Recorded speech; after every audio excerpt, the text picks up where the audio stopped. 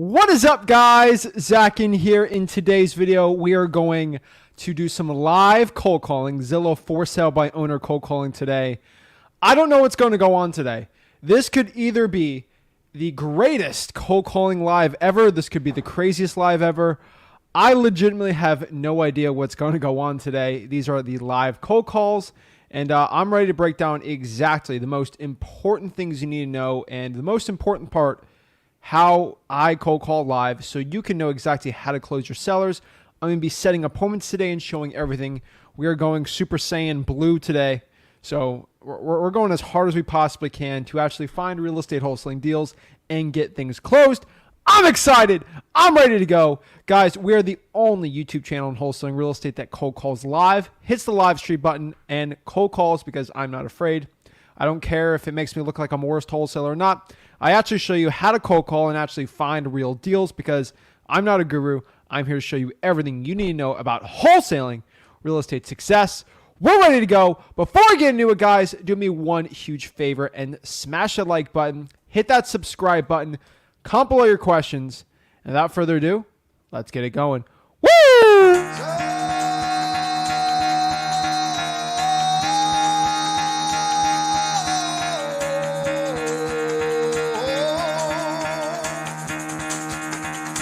Get the fuck out of bed, bitch. Go.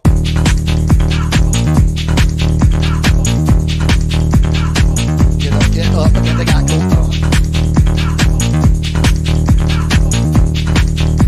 Time to wake up, bitch. Get up. Get up, bitch. Get up.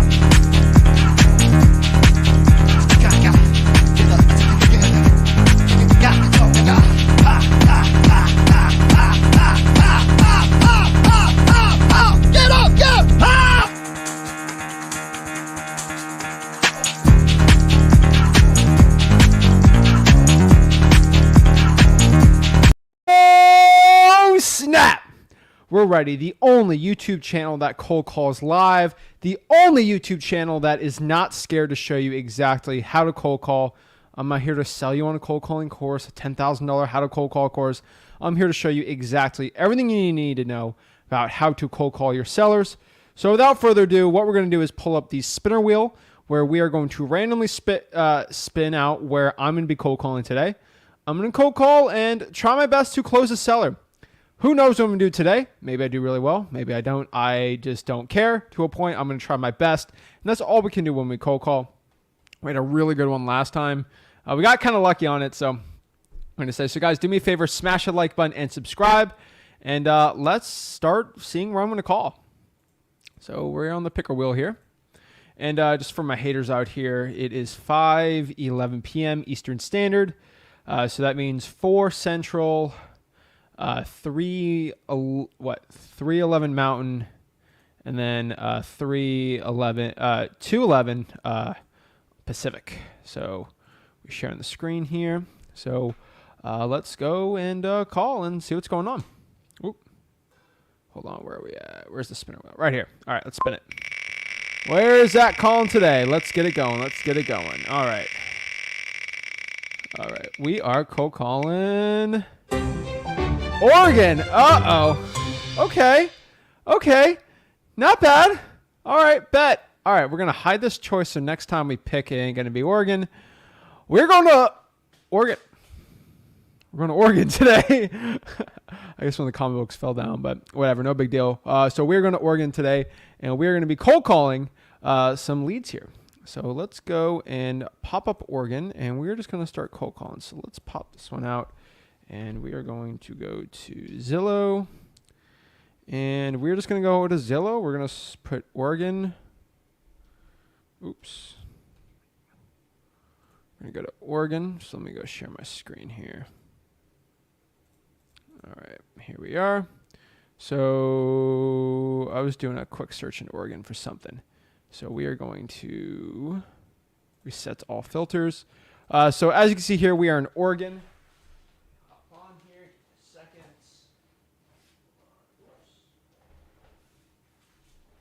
Switch this one out. This one is a lot better. All right. Beautiful. All right. So out here in Oregon, so basically what I'm going to be looking for are really good opportunities for Zillow for sale by owners. This is my for sale by owner. This is one of the best marketing strategies because you don't have to find sellers to a point. They're kind of already popped up. You don't have to skip trace. They're pretty easy. So if you follow my criteria, you're going to do well. So we're in Oregon right here. Actually, I got to do a quick research.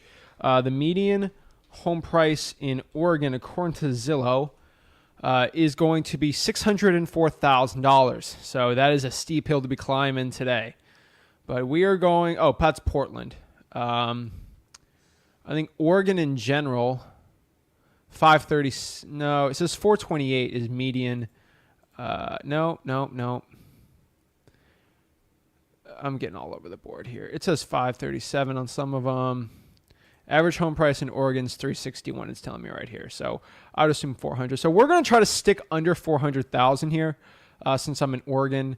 FYI, guys, this is a live video, so I could have bomb on some of these ones. I could do really well. You guys see me, I've gotten like chewed out on some of these sellers before, and I've also locked up some decent deals. So I'm just going to go here to, let's just, you guys learn best from just watching me do it, especially with the cold calling. So that's what I'm going to do. So I'm going to go to for sale here. I'm going to get rid of agent. I'm only going to stick it out for sale by owner. Beautiful. We have about 468 listings, so pretty good. Price, I don't want to go over 500,000 on this one. So that is going to make it a little smaller. And then I'm going to go by newest and scroll to the bottom. As you guys have seen before with me, my best, like I think a lot of people have actually seen a lot of the lives I do on this. My best calls on these Zillow for sale by owners are always at above 100 days listed for sale by owner. So 605 is a little crazy. Something like this is like where a lot of the good stuff is. We're like, that price is cutting. It seems decent. So it's kind of by that Boise region over there. So we're going to start calling these older ones. The problem with these older ones is, yes, I actually do get less calls on them. So like less people answer them. But the benefit to that to a point is when I get a call, though, that means it's very good. So we're just going to start here, and we're going to do some calling here. Cannot close till January. So let's just have a conversation and sort of see what's going on here with this call. So 503, and I'm just going to call and show you what I got going on here.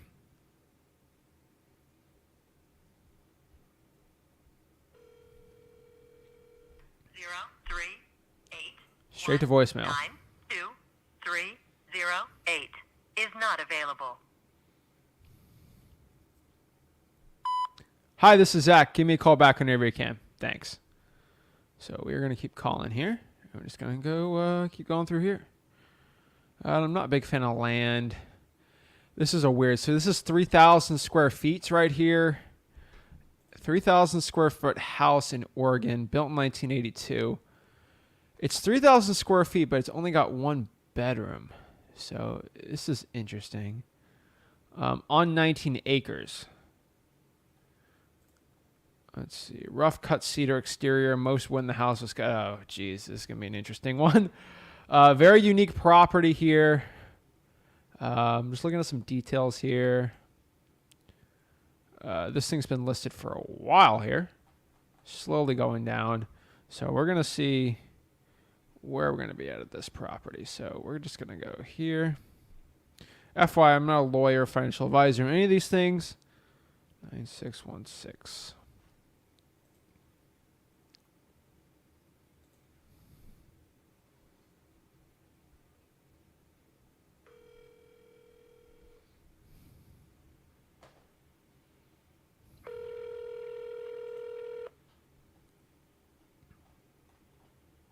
Call has been forwarded to an automated voice messaging system. Jerry is not available. At the tone, please record your message. When you've finished recording, you may hang up or press 1 for more options. To leave a callback number, press 5. Hey, this is Zach. Give me a call one. Thank you. All right, let's see here. Alrighty. Let's So this is what I can see here. Let me show you guys. So we are currently looking at a old manufactured house. Looks decent though, right? Look at the pictures here. Not even close to 427. They're just going off of Zillow here.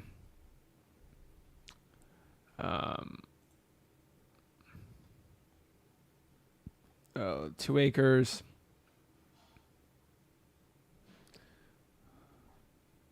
Maybe I'm like decent. Worth a call, right?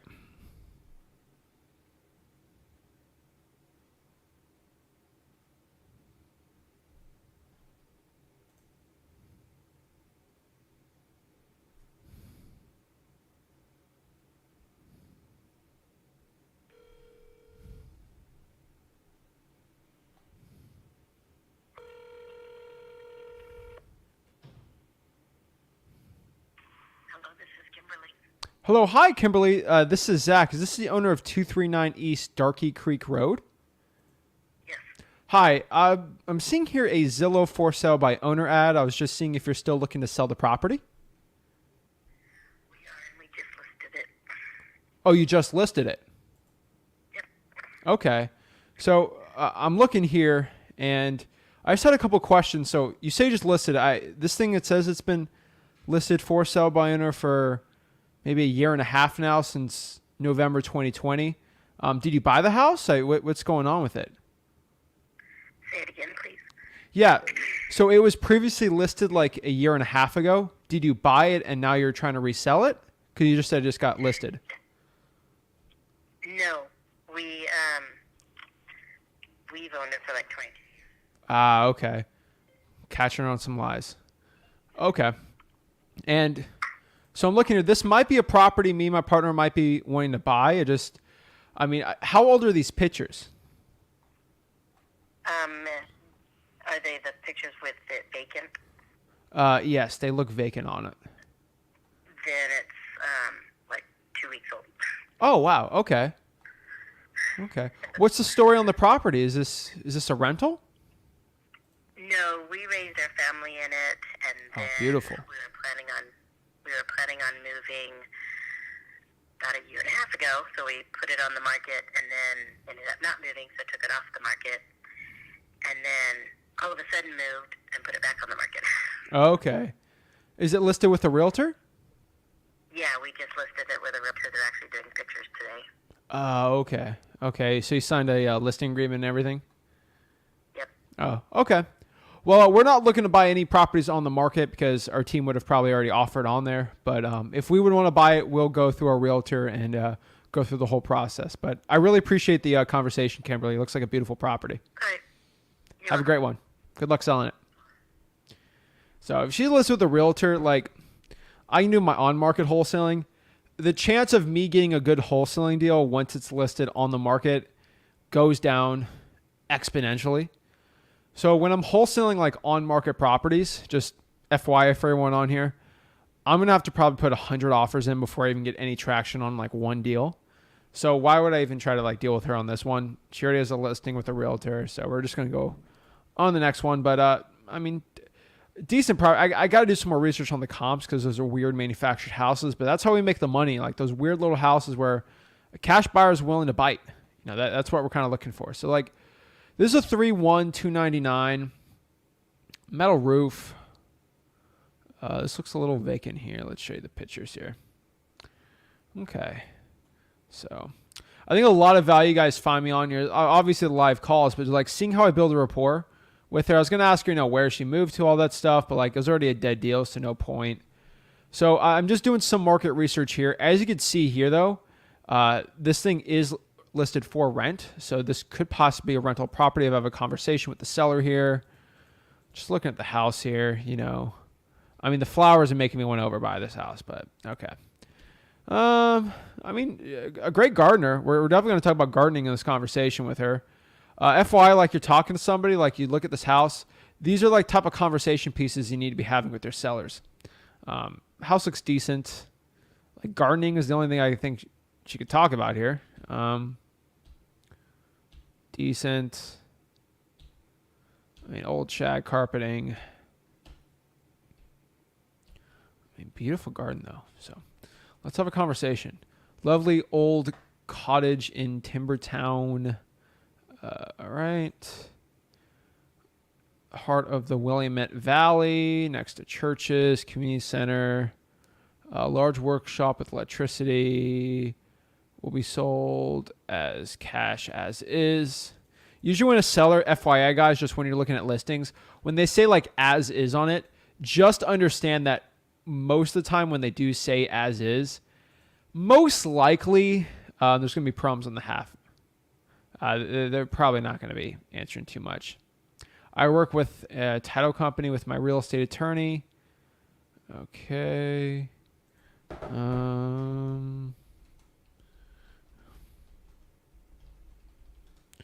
Let's see.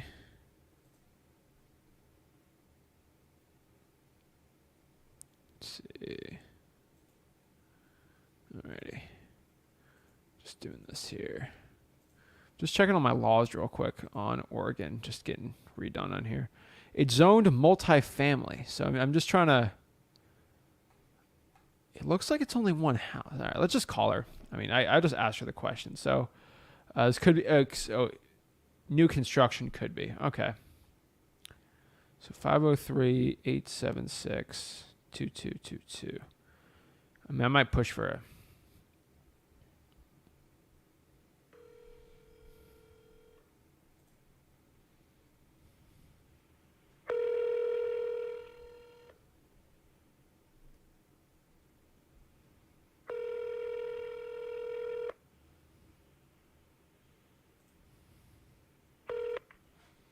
Hello. Please leave a message after the tone.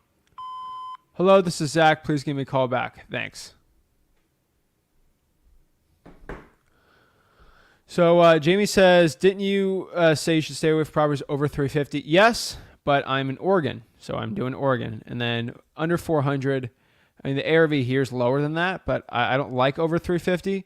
But if I'm stuck in Oregon, I'm going to have to figure it out. So this is an interesting one. I need, oh my Lord, look at this house. Woo! 1 bedroom with a bonus room. Okay. Mobile home in park. We're planning on remodeling. I gotta see if the land is owned. I doubt the land is owned under this, but we're just gonna check it out and see. Right, 971-341-0544. See what you got. What do we got? Feeling lucky.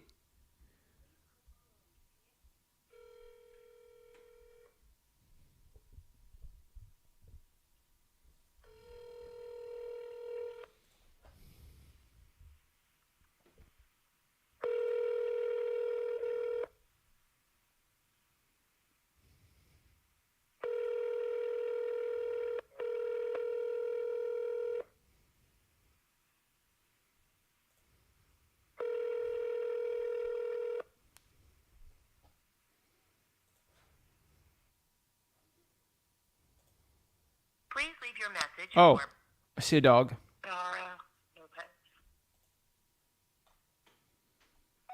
Hey, Dara, this is Zach. Please give me a call back whenever you can. Thank you.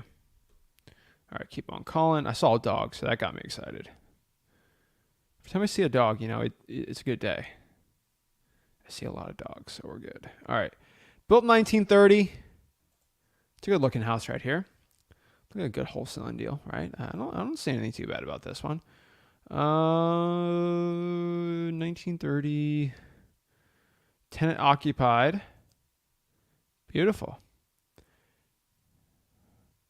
Looks like they're paying $1,200 per month. Tenant pays for lawn and maintenance. Wait, what? Hold up. Okay, 732. Tenant pays $1,200. Country style eat-in kitchen. Oh God. Okay. Sweet Home Oregon. That's an interesting name. Okay. I could actually make this work. Let's call Piper. 305. We got a Miami guy on the line. All right. Or gal. Piper was a name in right, Fallout 4, the newspaper lady.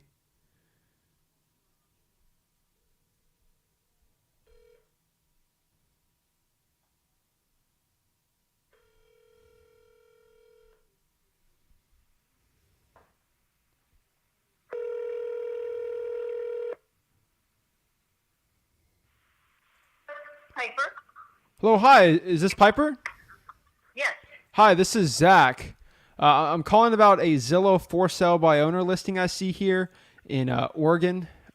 This is the owner of 1547 9th Ave? Correct.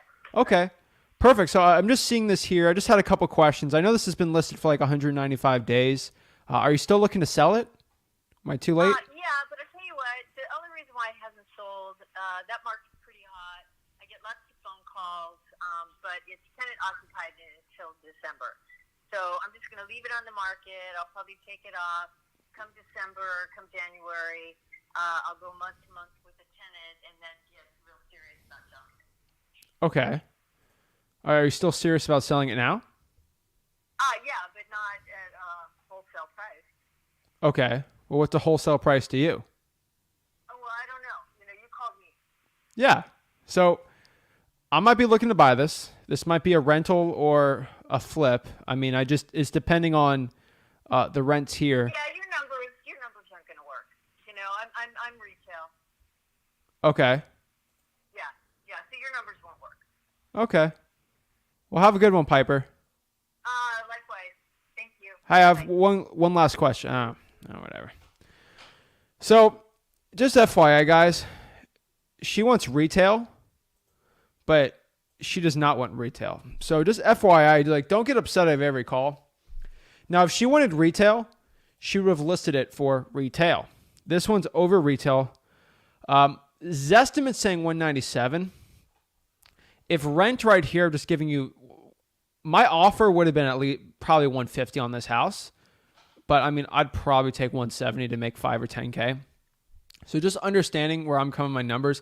These are I call these Zach numbers because of how stupid and fast they are. But you got to understand how these numbers work and how I come up with them when I have my on the spot combos with these sellers. So let's just kind of do a quick property analysis. All right, let's go to quick property analysis. Let's see. So if we're looking here, the list is for 225. If the rent's 1,200, it's a small property. Let's say they can push it to 1,400. Using the 1% rule, that means 140K is the value. That means the property on its best day is worth 165, 170, which is probably why I'd be at 150 here. Now, knowing the property is probably worth 170 on its best day, she already knew I was a wholesaler. It's a mess. So if I know the property is worth 170, I'm probably want to be at 160, 165 if I want to make any money on this deal. Now, she's had this thing listed. Let me show you here. This thing's been listed for about 5 months now. So she listed for 200 and then she changed the price to even more. She's probably in that 180 range. That's why it'll sell to a cash buyer for 170. So whatever. She wants over retail for it, so it couldn't work. She wouldn't even work on a creative finance because she was not even open it. Just FYI, even if you're doing creative financing on this deal, she'd have to have a motivation for selling it. She obviously does not, so no big deal. On to the next one here. Let her sell it for another 100 days. That's all I can really say. Well, remember, guys, we're looking for pain points on selling the property. Last week when I talked to the person on the fire damage property, there was a pain point on there, and he was looking to sell it. Yeah, if they start talking about wholesale price, what's a wholesale price to you? Oh, you're too low. I didn't even offer a price yet. But most people aren't combative on this, so now we have a mobile manufactured house here.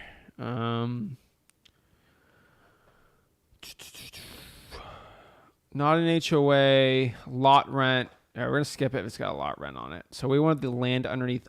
We want the land owned underneath it. This is a better one right here. Got some snow on this. So obviously, this is an older picture right here. Okay. Actually a decent house here. 360's pushing it. Let me look at the picture here. So not a mobile home, but okay. So just FYI, when you're looking at properties, guys and gals, oops, I'll go back here. All right. FYI, guys and gals looking at this. This looks like a manufactured house to me, which Not the end of the world. It's just going to be worth most likely less than a regular like wooden house. I mean, I can kind of see a crawl space most likely in here. Let's look at some more pictures here. Don't want to spaz it out here. It's got that. When you look at the house, you can see if it's creaking underneath with a crawl space. That usually screams manufactured home. I mean, this looks like it to me. I mean, clean house, but like for 1975, not bad. Okay. Let's go see this. It's 22. Jeez, all right. We got quite the essay written up here. So this is definitely an overpriced house. Just kind of have a conversation, see if they have any motivation at all for selling it. And that's we're kind of going in and out, you know, of this.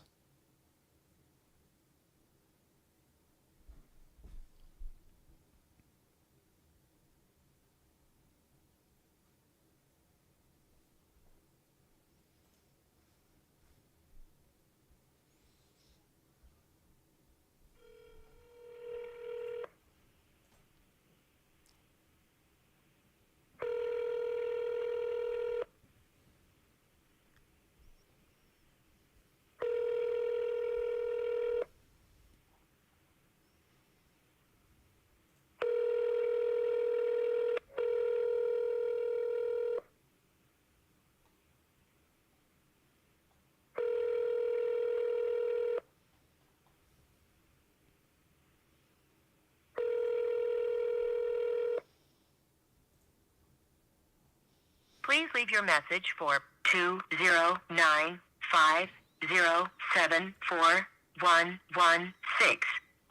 Hey, this is Zach. Give me a call back whenever you can. Thank you. All right, so this home was pending 169 days ago. So definitely worth a call. Oh, no, it says sold 6/6, so oops. Never mind. All right, now we got the weird houses. Oh, Lord. All right, let's talk about this one. Okay, 239, so $239,000. Let's see. Propane, wood pellets, gorgeous 4.63 acre off-grid private property, 420 acres of hiking. Owners have installed a solar well pump with house trench water lines, spigots throughout the property. Nice little 16 by 25 greenhouse. 20 GPM. I'm not the solar pump expert. I'm not going to lie here. But, what are you going to do?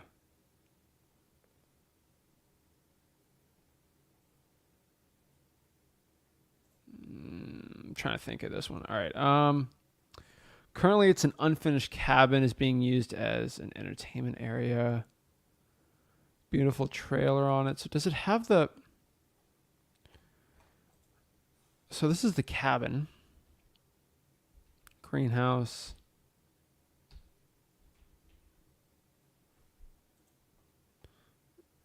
Okay.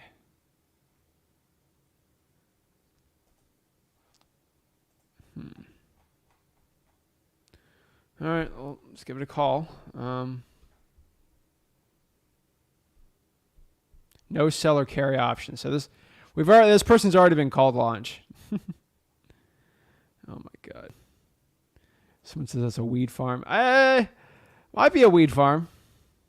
I mean, it's literally in the middle of nowhere. So let's test it out.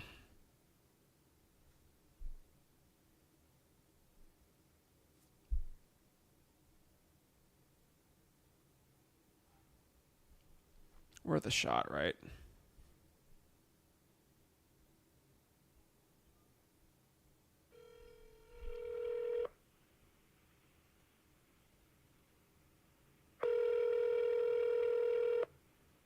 Welcome to the U.S. Cellular voicemail. 54184196002 is not available. Please leave your message after the tone. After you have finished your message, just hang up. Or to hear more options, please press 1. Hey, this is Zach. Give me a call back whenever you can. Thanks. So this house I'm actually not interested in, but this person bought the house for $355. They probably owe $350 on it, maybe $340, and they penned the sale, and then it got out of it for listing it. I just want a conversation. I just want to check out this house. This might be a creative finance opportunity. I doubt it. I'm curious on the equity play on this deal, but we're going to give them a call. We're going to see the situation on this.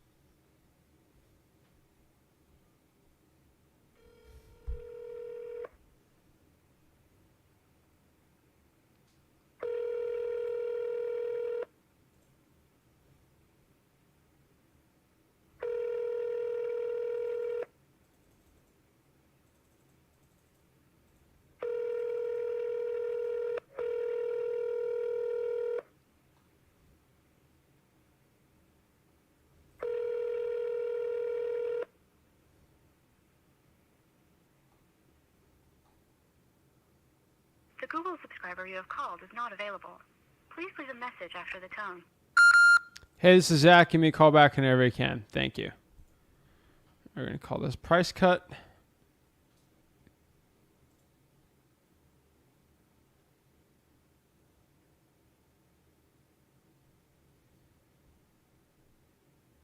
Talk to Casey here.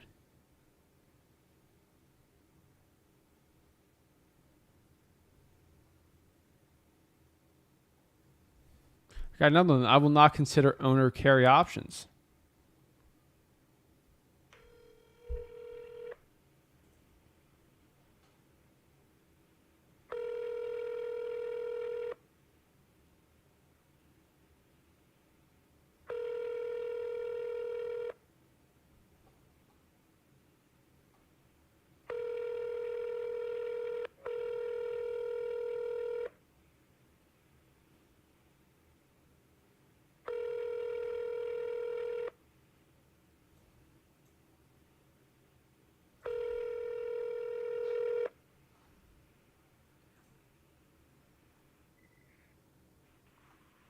You've reached Rogue Valley Tile. Please leave a brief message, and I will return your call as promptly as possible.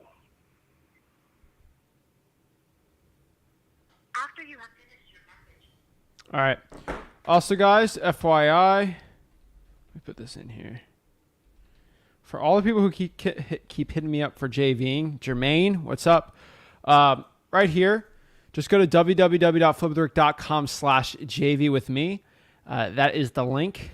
www.flipwithrick.com/JV with me. That's the link. We got our systems updated. So why I have that put up there, www.flipwithrick.com/JV with me. Y'all could basically see here, just so y'all understand this when you're talking to somebody, okay, that this is what we call basically an A-frame style house. You can kind of see it looks like an A. Definitely not a manufacturer mobile home. It's just a different style. Not my cup of tea, FYI, but it's someone's cup of tea. But it's definitely another style for going out here and doing. Also, the JVing link is in freewholesaling.com, but I'll put it on the bottom for you guys too. So it's a nice looking house though. So we're gonna give this one a call and see. So, whoa, fractional ownership share in South Meadow. Is it a timeshare?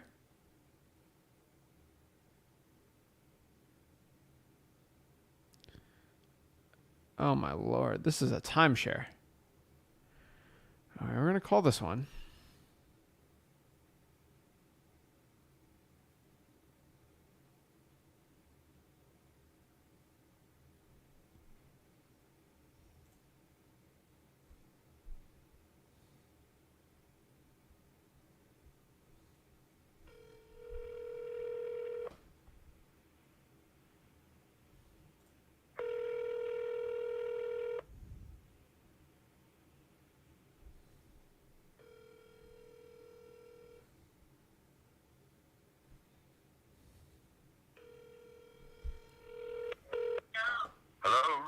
Hello, hi. Is this the owner of 13592 Sundu? It is. Who's calling, please? Hi, this is Zach. I see a Zillow for sale by owner ad, and I just had a couple questions about the property. Yeah, Zach, are you interested in purchasing a home there? Well, yeah. Well, I'm just curious about this. Are you selling the house, or are you selling a fraction of the property? I'm selling a fractional interest in the home. Oh, okay. All right, just making sure. Okay. Yeah, I probably would not be interested in that one then. I appreciate it. Zach? Sounds good. All right, no big deal. I'm not trying to deal with anyone like that. That's when you get a little scammy. You know, you're like, oh, you only got to be here 13 weeks out of the year. I mean, it's a beautiful house, but listed for $239 for a fraction. It's, oh Lord, that's a weird one. All right, we're gonna go to the next one here. I want to answer a quick question though, real quick. Can you do Ohio next? All right. FYI, like if I just guys, today we're going to be doing Tennessee. Guys, I'll literally turn into a guru because then I'll have my grandma on the other line on and make a fake listing and be like, have a great conversation. I'll wear my special t-shirt and I'll be like, wow, I'm closing a deal. Buy my course. Guys, it's all fake, okay? Y'all want to know, I'm talking to real people. These are real crazy sellers I'm putting on. I got one guy commenting, oh, you're bowing out, bro. Guys, these are real sellers. And when I got to deal with someone that's not going to sell, it's not a good deal. I'm going to quote unquote bow out because it's a terrible deal. You got to get in a rhythm where you're talking to people that only want to actually sell the property. It's one of the rules we have here. So a lot of these older houses are sort of a mess, but there are really good deals in here. If you've seen all my other lives, they're very, very good deals. So guys, I randomized exactly where I'm cold calling. So you know I'm not a guru. Oregon's a tougher one, but I've made tough markets work. So we're just trying to figure this all out. So it's just interesting. All right, let's keep going. So Juan's got a question really quick, and then we'll go back into it. Hey, Zach, do you have any advice for people that are currently feeling overwhelmed understanding ARV and comps? Juan, go to freewholesaling.com and start practicing. Look at properties that sold, do comps on those properties, and see if your comps are close to what the property sold for. That's the best little piece of advice I got here. So, Sweet Home Oregon again. Is this another one back on the market due to current buyers not selling? We are now accepting offers again. We're going to love the remodel work on this one. Golden Jewel.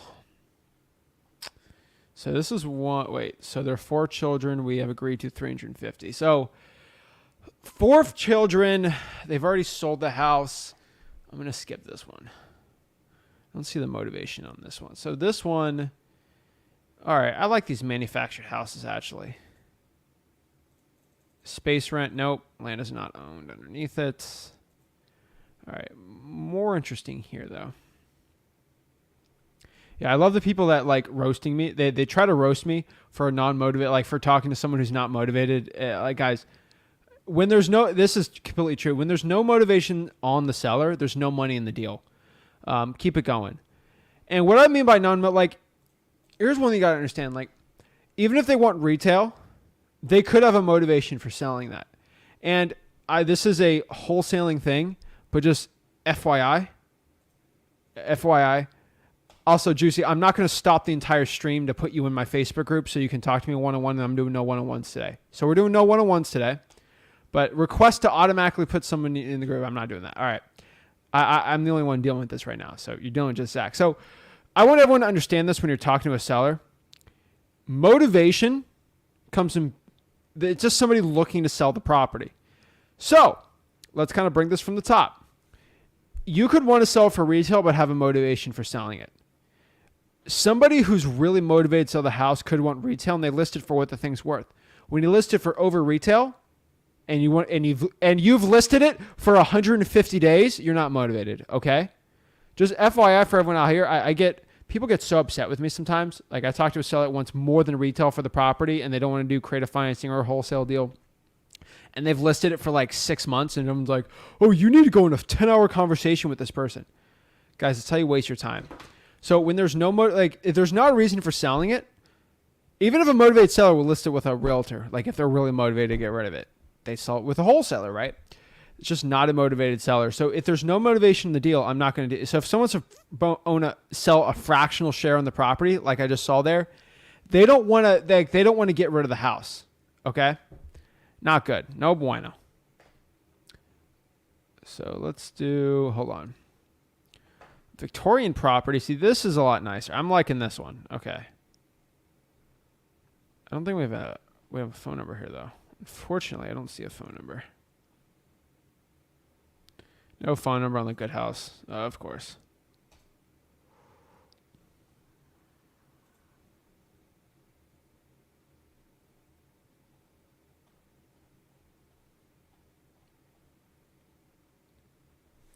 Let's call this one.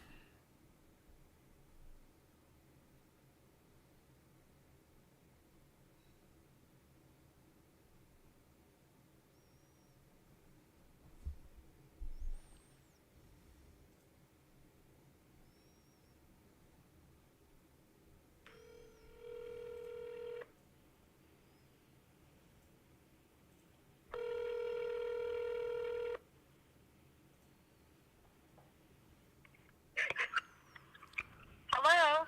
Hello, hi. Is this the owner of 3373 Watson Avenue? Oh, hang on just a second. Yeah, no worries. Oh, I'm sorry. Let me get off the road here. No worries. Okay, so, hi. Hi, driving safe? Just making sure. Okay. I'm calling because I'm seeing here a Zillow for sale by owner ad. I was just seeing if this was the owner and if you were looking to sell the property still. Yes. Okay. So I'm looking here. My first question here is the pictures of it. I know this got listed like over 100 days ago. Are these pictures recent? It hasn't been 100 days. Oh, it was pending a Which sale. ad are you looking at? The Zillow one. It keeps saying listed for sale and pending. Oh, okay. Confused as to which house you're talking about. Yeah, probably. 3373. Oh, sorry. Go ahead. Okay. Yes, Watson. Yeah. Yes, that is up for sale, but the holdup is being able to finish up the work. It's been so slow on finishing up what we were doing on that property because we're spread out too thin on several homes that I own that we're selling. So we're just nearing the end. Got it. Okay. How much more work needs to be done on the property? Just the flooring and a little bit in the kitchen. That's Okay. it. Okay. I mean, you don't have to tell me how hard it is to get people to work nowadays on these properties. No, it's my son. He's a general, but I've got him on like 3 different projects, and he's very finicky, and so he's not a hack. He does the work just beautifully, but it just takes long, and I would have thought I should have had this sold a long time ago. And matter of fact, I did have a gal that was interested, but she couldn't wait to get the work done. Got it. Okay. We were pending for a while, and then she couldn't wait. Her loan commitment was going to run out. Okay. Her interest rate lock. Got it. So anyway, are you an agent? No, I'm actually a buyer. So it'd be me and my partner looking to buy the property. So I just have a couple questions here. So is this $369,000 price with the renovations already done, or with me buying it and doing the renovations? No, that's with the renovations being completed. Got it. Okay. And what's the story on this property? Is this something that you've completely gutted and redone? Was this an old rental? Like, what's the story with it? We put in a new kitchen. I bought this place back in 2002. Okay. And so I've had it for years. It was in good shape, but it was time for a roof. So we did the roof, a brand new, nice roof, all the way down to the studs. We started over, and like I said, my son's a general, so we do it the right way. So new roof, new front door, new windows, new paint in and out. The floor is being refinished. We've got hardwood. It used to have carpet for many years. Mm-hmm. We ripped up the carpet because I love hardwood. So we're doing the hardwoods throughout the house, and then the master bedroom is the only one that's getting carpet. We've got the carpet. Okay. Just waiting to put the stuff in. Okay. Were you living in this house? No. So it was a rental. These were all rental properties that I've owned for years. Okay. And I'm guessing it's vacant?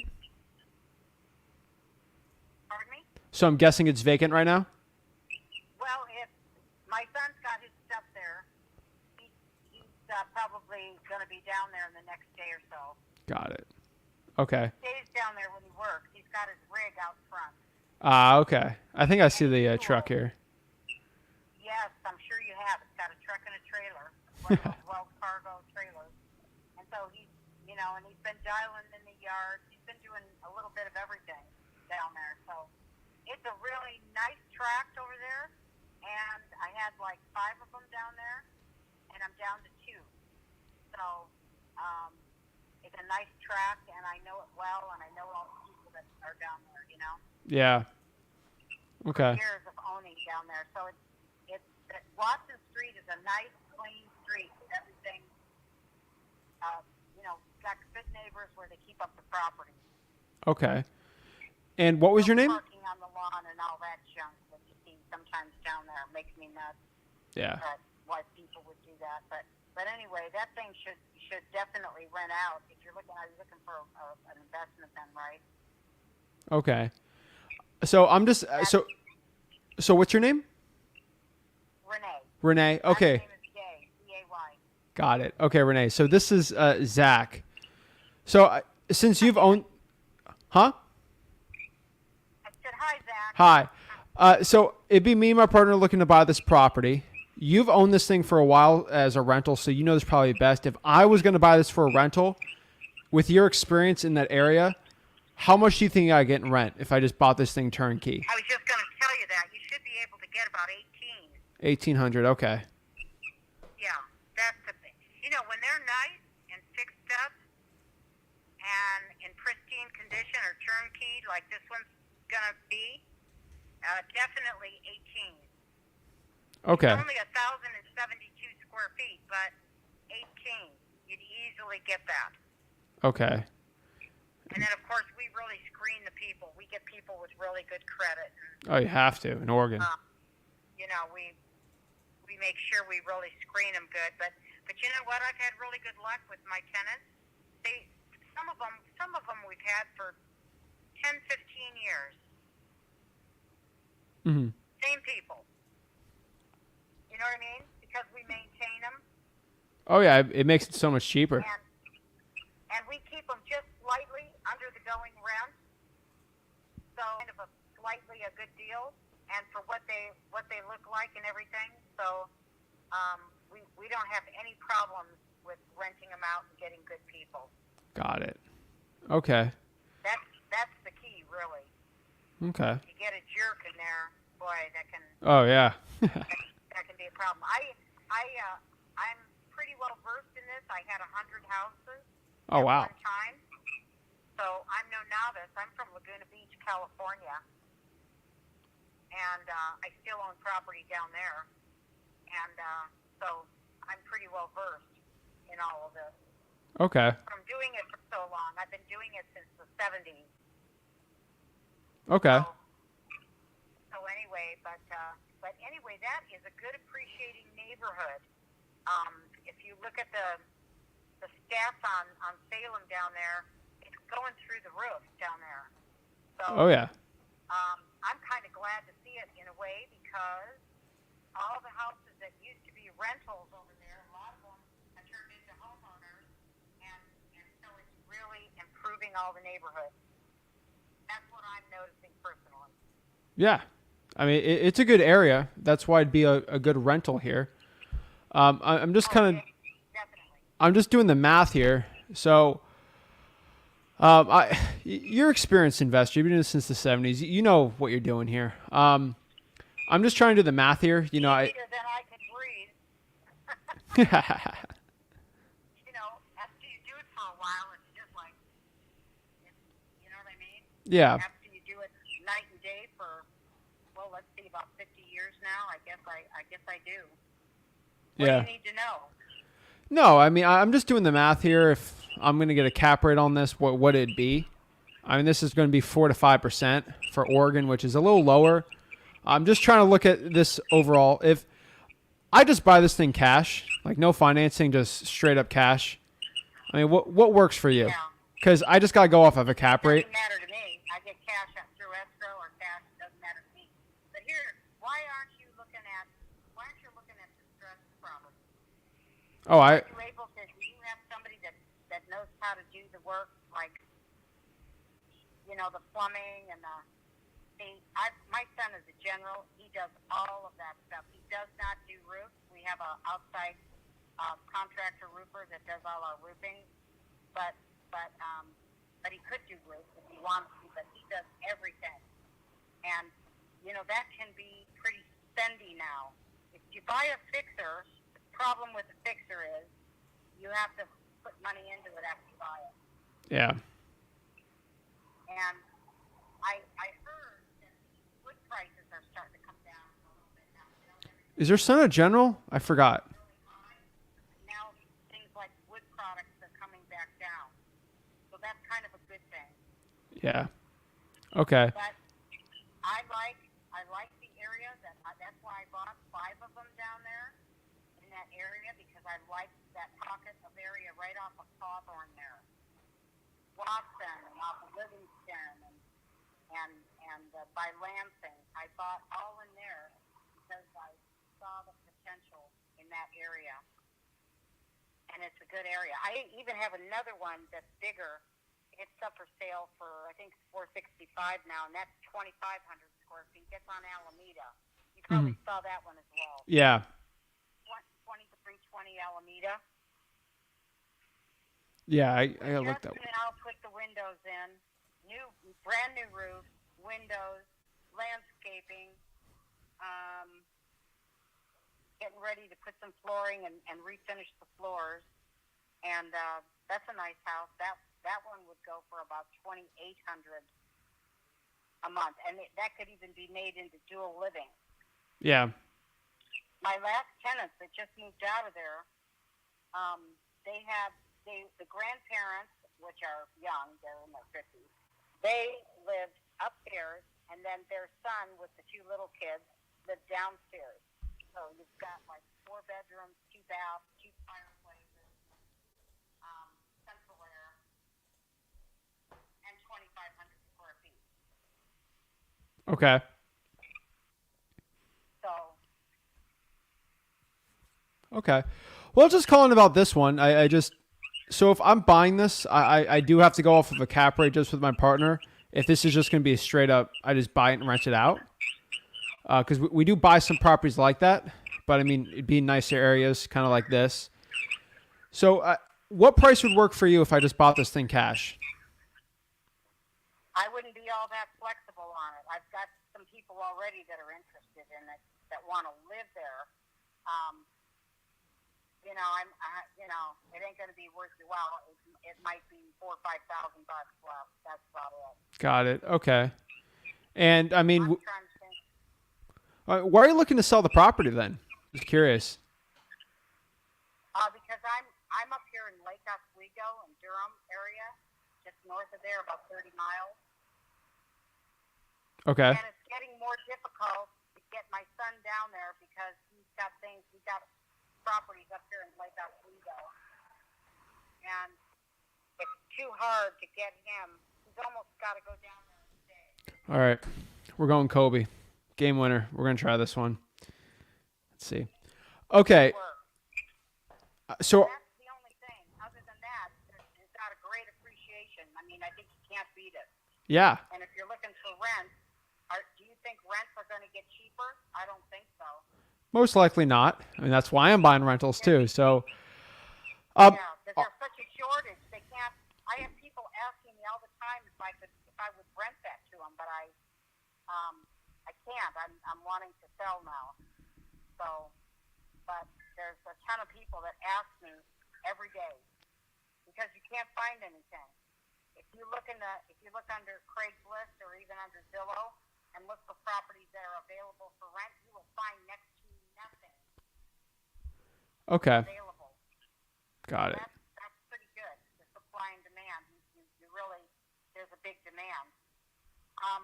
We're Troy is going to be down there in the next couple of days. If you want to drop by and just walk through, Okay. you could look at actually both of them if you like.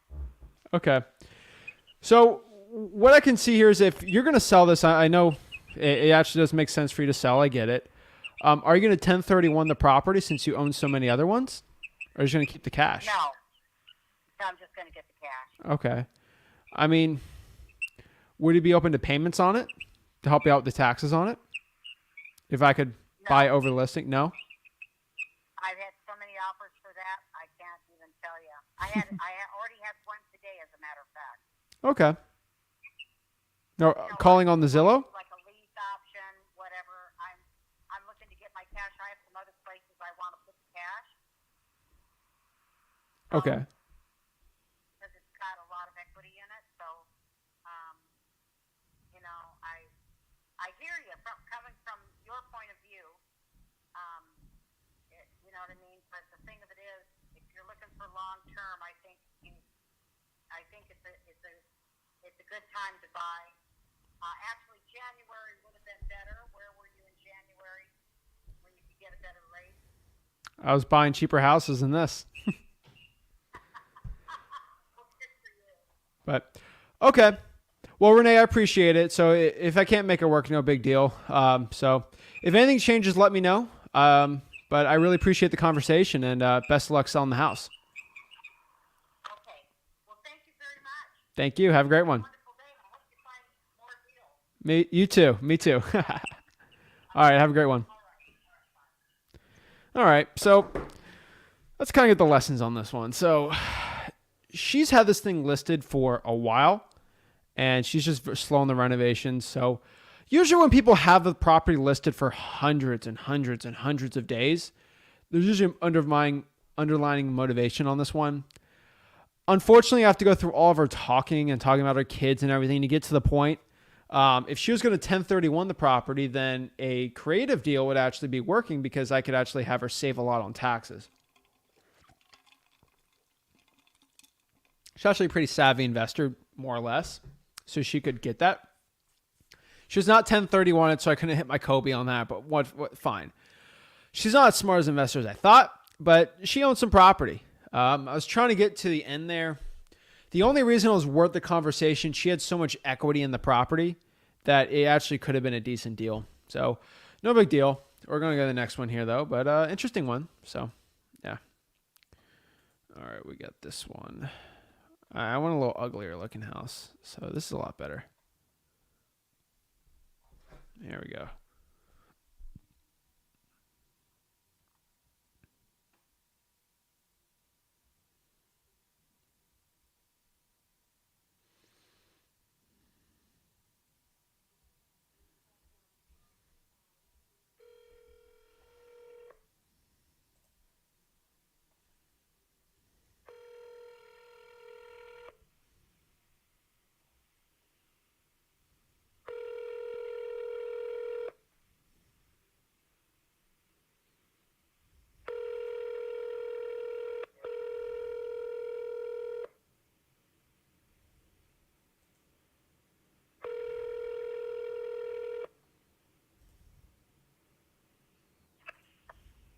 Jody Harrell Construction is not available.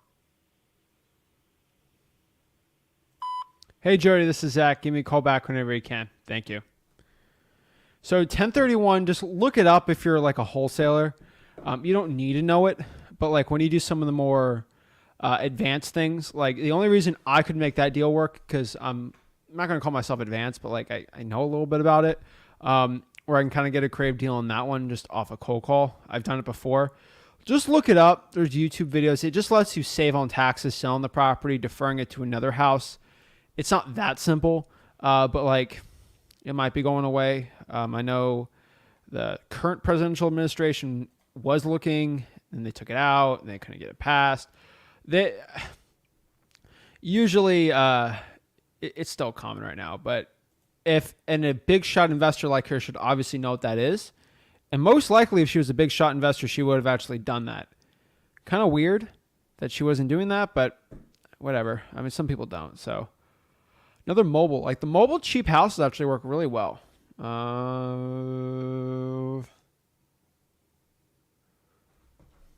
Okay.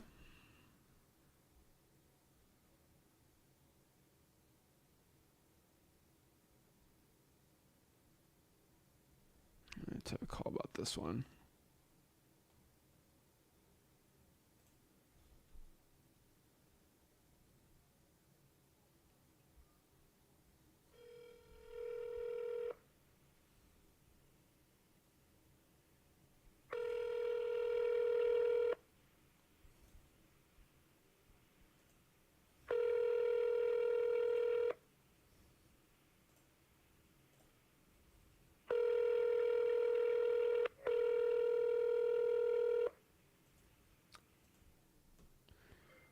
All right, let's. Oh.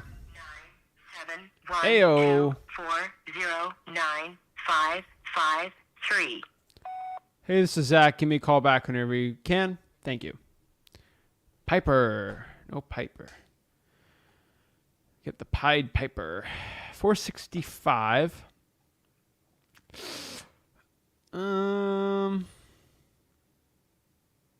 Seller will pay 10 grand of the buyer's closing costs or buy down interest rate.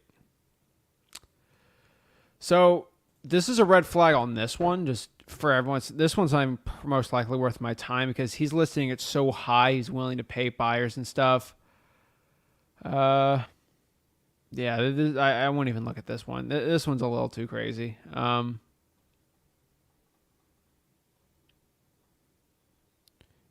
Yeah, I mean, you just kind of look at what it used to be listed when things were okay, and then he's kind of gotten a little nuts on that one. That's when you just got to let it sit a little more.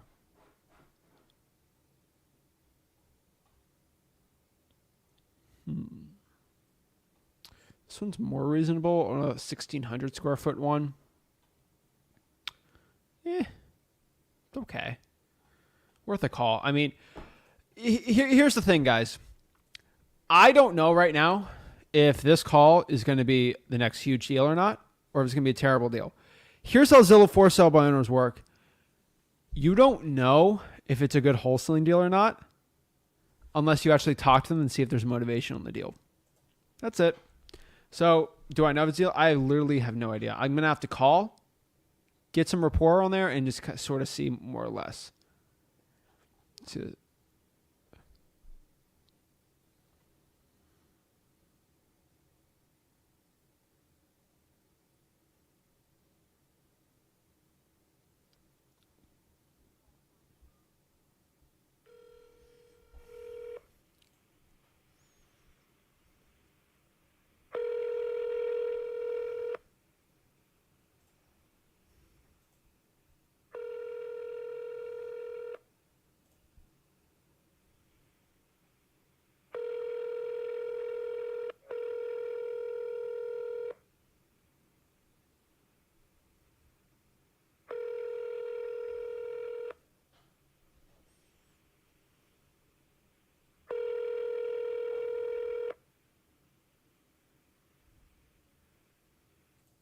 Welcome to the U.S. Cellular voicemail. Ooh.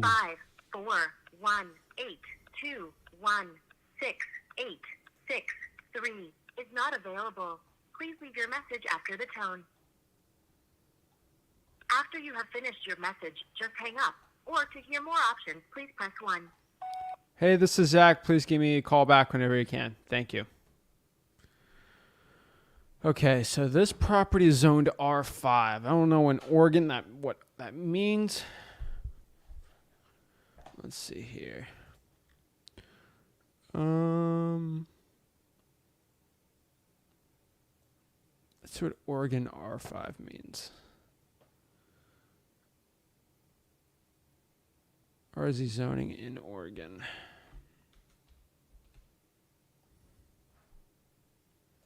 R5 in Oregon,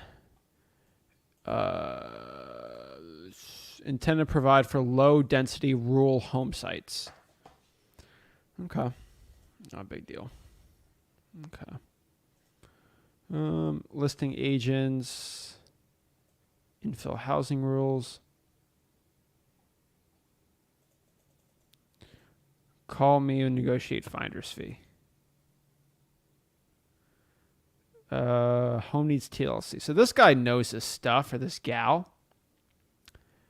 This guy's going to try to tear me up, but we're going to see how sweet and nice this guy is. It's been listed for a little bit. These guys try to tear you to shreds, and then when you kind of point out this thing's been listed for 100 days, they kind of shut up pretty quick.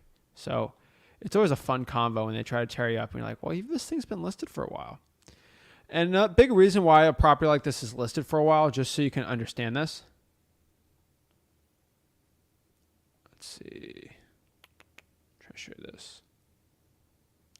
Okay, so right here, this thing's been listed since last year, basically, even over a year, for $451.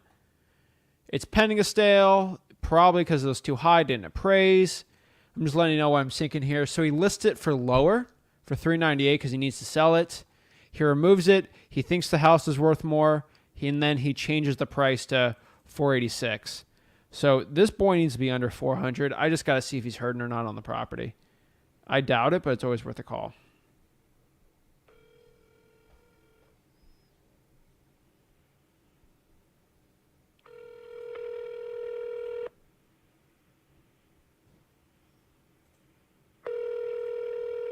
Call has been forwarded to an automatic voice message system. 50378127707 is not available. Hey, this is Zach. Give me a call back whenever you can. The average ARV in Portland is about 600. So that's why at 486, it looks semi-attractive to me on this. Just FYI where I'm coming from here. Getting asked here, Zach, ARV should be under 250. No. So FYI, your ARV should be under 250 for a virtual market. I did the spinner wheel, and I'm stuck in Oregon today for cold calling. So if I had to be in Oregon, cold calling for sale by owners, I'm going to have to keep it under 400. If I'm California, I got to keep it higher. If I'm in Georgia, I'm keeping it under 200. It all depends on where you're at on these. Alrighty. A studio in Lapine, Oregon. All right. Not bad, not bad. Yeah, Big Dog declined the call. Do not know why. Very sad. All right. Level partially cleared. Recently tested last month. 1,000-gallon septic. Is this just land?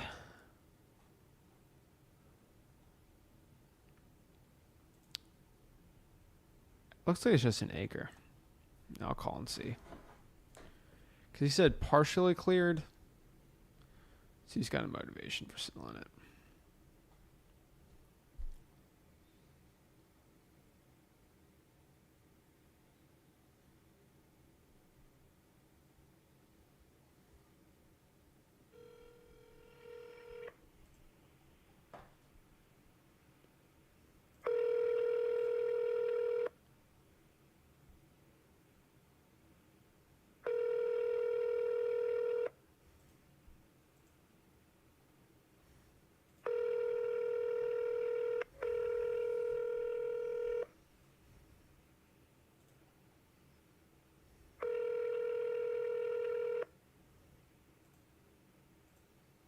Call has been forwarded to an automated voice messaging system. K2RK. Is not available.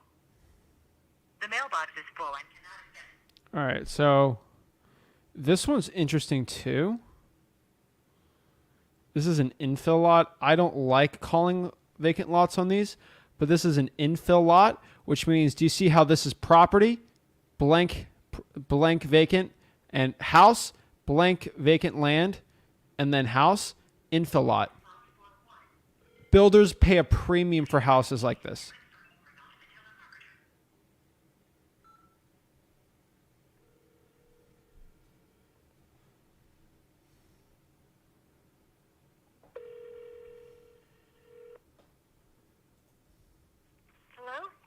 Hello? Hello, hi. Is this the owner of 1629 38th Loop? Yes, it is. Hello, hi. Pam. This is Zach. I'm calling because I see a Zillow, let's see, for sale by owner ad here. And I was just Yes. seeing if you're still looking to sell the property. Yes, we are. Okay. Hi, what's your name? Pam. Pam. Okay, Pam. Hi, this is Zach. Yeah, Zach. So I'll just tell you why I'm calling. Me and my partner, actually a builder, would possibly be looking to buy this and kind of build upon it. I just had a couple questions about the property and the HOA and things like that, and see if this might be something that's good for us, or if it might not be a good Right. fit at all. Okay, let me give you to my husband because he's the secretary treasurer of the HOA, and he's got all of the information you probably need. Okay. And, okay, this is Bill. Okay. Okay, this is Zach. Hello? Hello, Bill. Yes. Hi, Bill. This is Zach. How are you doing today? Well, pretty good. How about yourself? I'm doing good. I'm calling today because I work with some partners that are looking to build around Oregon, and we see an infill lot like this right here, and this might be something we want to build upon. But obviously, this isn't an HOA. There's restrictions, everything like that. I just want to know kind of the rules of the road of the HOA, and seeing if this is something that could work for us or could not. Okay, they're normal rules, but there are a couple things about that subdivision that we've been working on for years. Is because the streets are so narrow, there's a CCR rule that you can't park in the street, and we're trying to get that changed. In fact, we've got we hired a lawyer to change a couple other. There was another CCR rule which was ridiculous, that you couldn't park in your driveway. You could only park in the garage. No parking in the street. Uh-oh. Well, you can see what that would do with. I own a anybody truck. who wants- What am I going to do there? Yeah, well, that's it, and we in fact, Building rapport. a couple days to change that parking in the you're allowed to park in your driveway. We're going to change that one, and there's another little thing, but it's not important that we're changing too. But the biggest thing is it's always been the parking. Parking. What happened years ago in that subdivision? The planning commission said that you had to have two sidewalks, and they were only going to put in one sidewalk. Well, she said no, you got to have two, and that narrowed the street because of that subdivision. So that's been a real problem with parking the street, and that's something. We just had our annual meeting here last week, and we're going to go back to the attorney to see how much it would cost and to redo that whole parking issue. And, Okay. that's about it. The other things are quite normal. There's nothing else that really is different from anything else. You can rent your property out, and you just have to follow the CCR rules. The person that's renting and that. Okay. So it's $200 a year is the HOA fees, and those fees go to. We own that road. That street in there is not owned by the city, so we're we're responsible for any repairs that has to be done. So, and the fences and the lights. That's basically where the HOA fees go to. Okay. That's not an equity membership or anything like that? No. Okay, good. I've seen too many of those. It drive me crazy. Yeah. Okay. And do you live in this neighborhood? No, I don't. I have the vacant. There's only one vacant lot left, and that's mine. Okay. I've owned it for 15 years.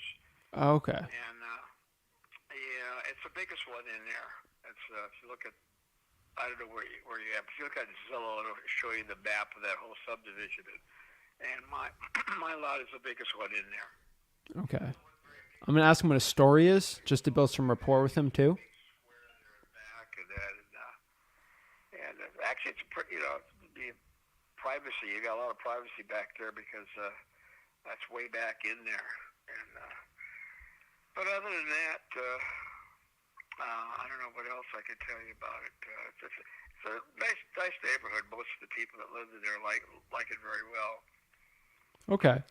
What's the story on this piece of land? Like, why haven't you built anything on it? Why did you buy it? Like, what's the story on it for me on it if I'm going to buy it?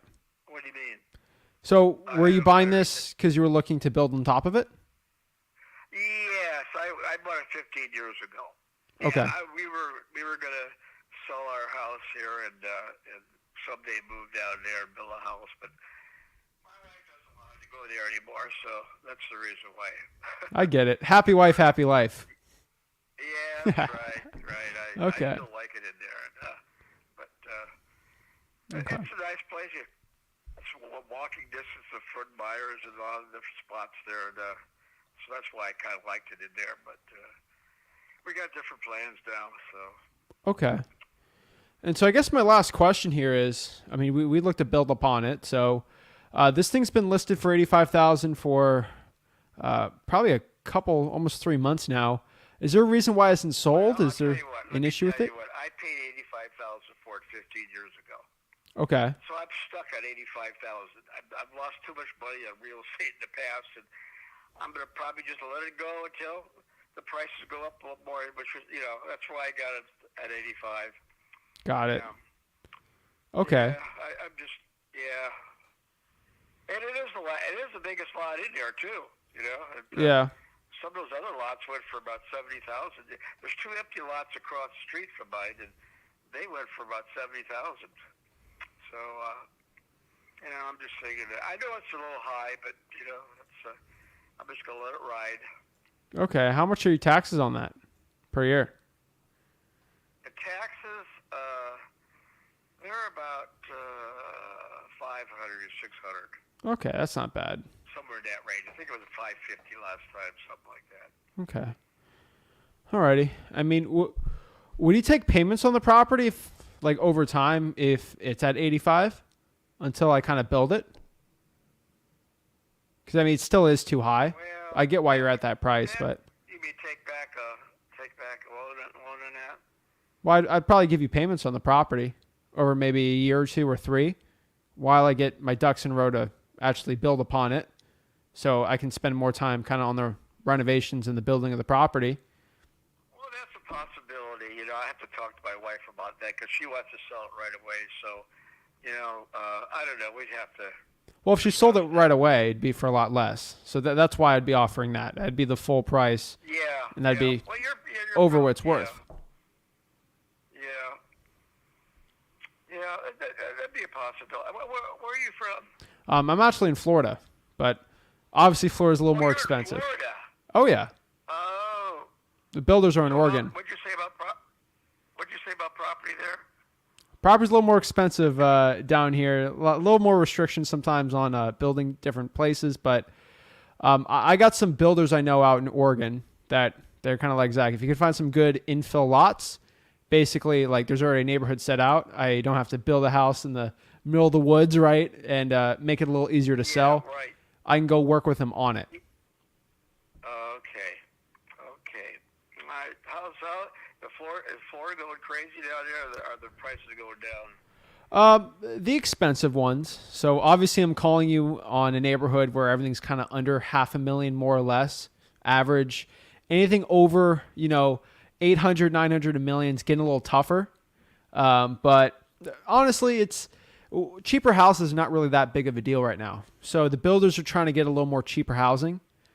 So that's kind of why I'm calling you. They don't want the big 4-acre huge mega mansions anymore. So Right. Yeah, the house in this subdivision are going for about 500. yeah. So Between 400 and 500, I've known. yeah.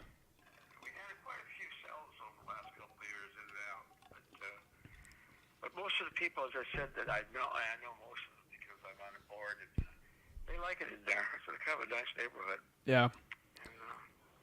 And, Okay. so, Well, yeah, think about it. I think about it. Yeah, Zach. I'll talk it over with my wife and that. See what she says. Yeah, I mean, there's plenty of property out there just sitting there that we can build upon. So I won't get offended if you say no. Just think about it. If it works, give me a call back. But better sooner than later because we are definitely going to be getting something within a month or two. So Just give me a call as soon as you can. Okay. Well, I don't have your number. We don't have a cell phone. This is not a cell phone. And where we're Okay. at on the coast here, there's no cell phone coverage. So. Oh, geez. So what is your? Let me. Yeah.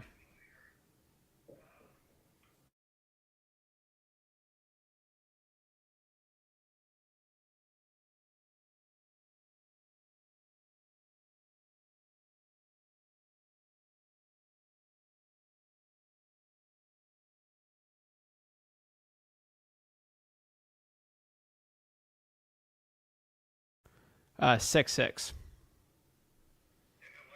6'6".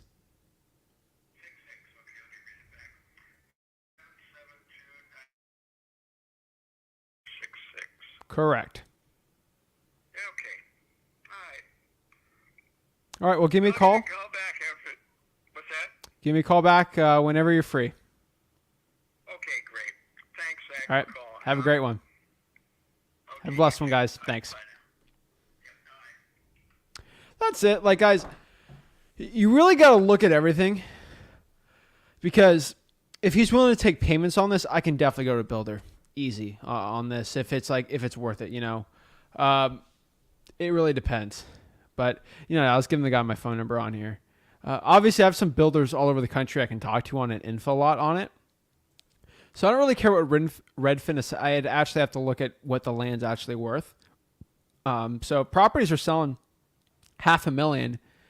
85 might not work, but with payments, it possibly could work for a $5,000-$10,000 assignment fee. So it's definitely worth it. Yeah, I mean, it's pretty good.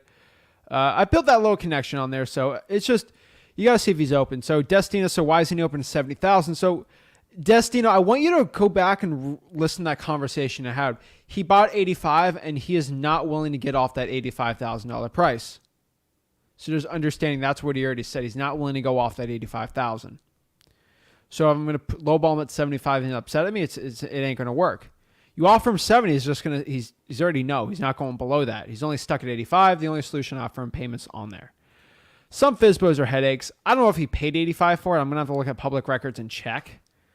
But decent, not bad, not terrible. But like at the end of the day, you just listen to like how I'm talking, and if I can build that rapport, it'll help you out a lot. So Jalen, got a quick question here. So you're telling me this works, bro, it works. Okay, this wholesaling, you got to put in the work though. It doesn't work unless you work. Say that one more time to yourself. Wholesaling doesn't work unless you work. So unless you put in the work, it ain't going to work for you. If you put your head down and do the work, it will work. I'm saying the word work a lot. I don't know why, but yes, okay. Kalen. Oh, snap. Hey, everyone. Hope you're doing well. Zach, my first deal is closing tomorrow. Started on 5/19. Holy moly. A little over 2 months. This is really going to help my business and my family. You see who he is holding? He is holding his reason why he's doing this. And that's beautiful. We do this for family. This is what we do this for. And I love it. Beautiful. Love it. Shout out to Kalen. I love seeing stuff like that. Hop on. Love to talk to you about that deal. Hopefully inspire the people out here on how they can do the same deal too.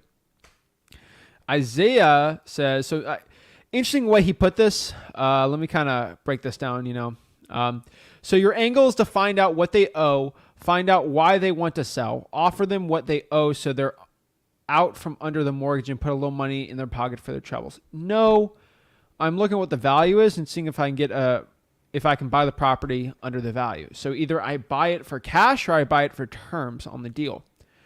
Now, I do a lot of creative financing. I don't scream about it like crazy on the channel. I give you bits and pieces of it because this is mainly a wholesaling channel.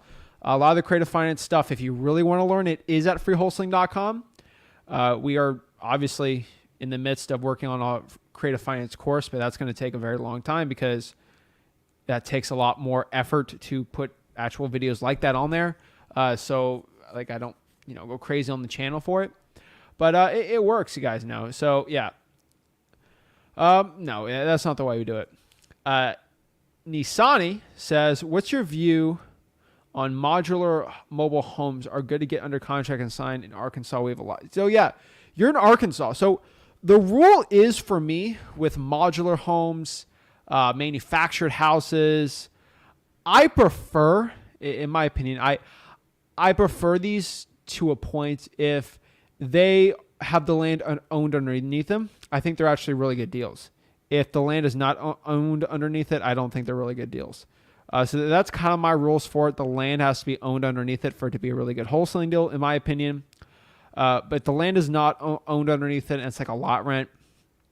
I'm not a big fan on it. Just that's my opinion on it. So good question though. Yan says, "What we do if a trust or an LLC owns the property?" I'm probably not going to do much. So I treat it the same as a regular house. That's kind of the way I do it. So good question though. If it's under a trust, I'm going to see who owns the trust and make my decision from there. Depends on the LLC. If it's an LLC just for planning or estate purposes, then fine. But if it's a trust due to the fact that it's like for an older person, for like estate planning purposes, it's fine. But LLCs for a company, not the biggest fan of them. I kind of avoid them to a point. But a trust, a lot of older people. I'm in Florida, so it's fine. So Anthony's got a good question here. Love the Kanye one. Is wholesaling similar to brokering? No, it's not. What I can tell you, Anthony, is a lot of wholesalers treat it as brokering, and that's technically illegal to a point. So brokering is you're acting like a real estate agent. We as wholesalers don't act as real estate agents. So what is brokering to a point? So brokering is, hey, you want to sell your house? Okay, Anthony, let me list your house for $300,000. I list it. I'm licensed all this. I put it on the MLS. I show it. I put my little R sign on a little pin. I feel good about myself, blah, blah, blah, blah, blah. I tell people to go join my brokerage, whatever, let me get commissions off you. Money, money, money, money, money. What I can tell you is that's being a broker. You're just listing properties. You're a real estate agent. You got the pretty high heels, whatever, all right? Now, what is wholesaling? Now, or like the Ryan Serhant, like you look all fancy, you got the suit and tie, everything. So wholesaling to a point is, I don't do that. I say, hey, I'm going to look to buy your house. I get a contract. I lock up a deal for $100,000 on the house. Okay. I go find a local landlord or like a rich landlord house flipper and say, hey, do you want to buy this property? I have a contract on it. I'm looking to sell my equitable interest in it. Sure, I'll buy it for 120. That works on a flip or a rental for me. 120. I sign it. I sell my interest in the property, my equitable interest, for a $20,000 basically finder's fee and assignment fee. So at closing, cash buyer gives $120,000 to the title company, $100,000, which I agreed with the seller, goes to them. $20,000 goes in my pocket in a form of a check, and boom, I made $20,000. I was looking to buy the property, and I ended up not buying it. I just sold it off the contract, the piece of paper, to somebody else. Now, when wholesaling and brokering get intertwined, and this becomes bad, intertwined, is when you lock up a deal for, let's say, $100,000, try to sell it for 120, and you say, I own this house, Zach Ginn, and I'm listing it for sale, and I'm selling my house for 120,000. When you don't own the property, you're not a licensed realtor, and you are not selling it for sale because you don't own the house. That's lying. You're brokering. You're pretending to be a realtor when you're really not. So how do you not do that? You tell people that you are actually selling your equitable interest in the property, not you're selling the house. The biggest red flag I see when someone says house is for sale. No, I'm selling my equitable interest in the property. I'm doing an assignment of contract on this deal for $120,000. I do not own this property. Disclose to the cash buyer. So it is not similar at all. A lot of wholesalers pretend like they're realtors because a lot of them are wannabe realtors to a point, which really not that hard to be a realtor. They make a lot less money. That's sort of how that works. I'm not a big fan of the brokering model. You make a lot less money as a realtor. So no. So it's not similar. You got to treat it differently. Treat it as a real estate investor and you'll be fine. You can kind of, So Teresa asked this one, so do you have to have an LLC to sell the assignment? No, you do not. First couple deals, I actually put up my own name. Then I got an LLC, and the whole thing was history from there. Actually, I have a corporation now, so multiple corporations for it. So Corinthian, that's actually a cool name. I love it. What is your view on a property that the town says the home can't be occupied and has been sitting vacant? I would assume, there's got to be a major issue. It might even be on the demolition list, so be careful on that one. But those are still good properties you can do if someone flips it over. So guys, FYI, I've been asked a million times, Zach, when I start JVing with you. We are now back open. We had a problem getting to everyone because we had so many leads filled in, and I didn't have enough dispositions managers on there because I did not assume so many people needed their deals JV'd. So I kind of paused the JVs. We kind of dealt with all the people we had in the back end, helped them dispose the deals. And then if the deal was not good, we kind of just said it's not a good deal. Now what we're doing now, we got the right systems in place. We took a quick pause to get more dispositions people, teams, VAs, ton of underwriters, a ton of I have VAs just underwriting all the deals you send, and then we send it through different cubbies to different type of people. So right now our dispo's back open full time. So kind of cool. So if you want to JV with me, a big problem I see with people JVing is, you're just partnering up on the deal with me. And a lot of people are having they JV with a random person, and then they're like, well, the JV is now 30-70 because, I just did more. My reputation's on the line with these JVs. So if we screw you out of the deal, my reputation's on the line, and it's documented that we screwed you out of the deal. So that is the point on these. My reputation's on the line. We run a legit business here, and I do a good amount of JV deals. So if you have a property under contract, we can do a 50-50 split on them. If they're not under contract, it might be a little different. You're more of a bird dog at that point, but we still want to pay you. But most of the time, if you have a property under contract, those are most of the deals we do. You can actually send it over. We can sell the deal for you and help you out with the process. Just go to www.flipwithrick.com/JV with me. Just understanding if you JV with us, we are working on the deal. We're going to find the buyer on it. You're not going to find the buyer, and then we'll help in the dispositions process, and we'll be helping you.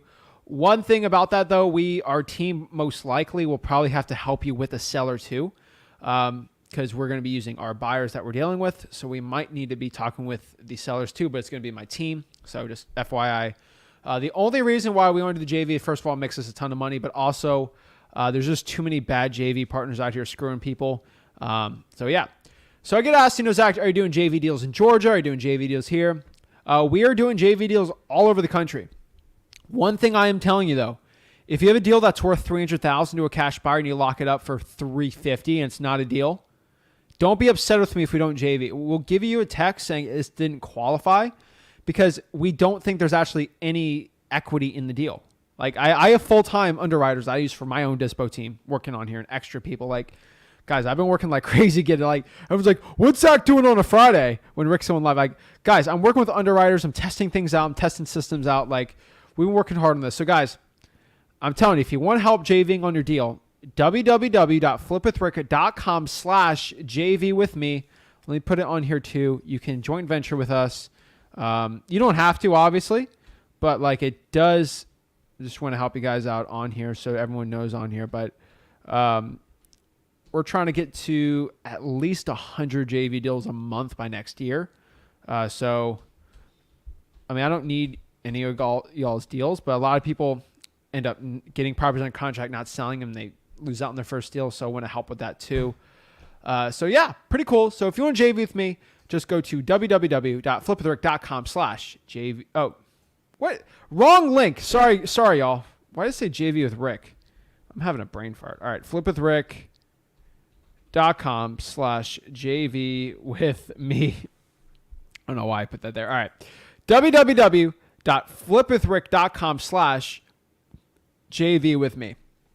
So you want to send me a real estate wholesaling deal, want to JV with me on there, you can do it there and on the bottom here. So let's kind of talk some more questions. I'm struggling to have people pick up cold calls at normal. Let me know what list you have.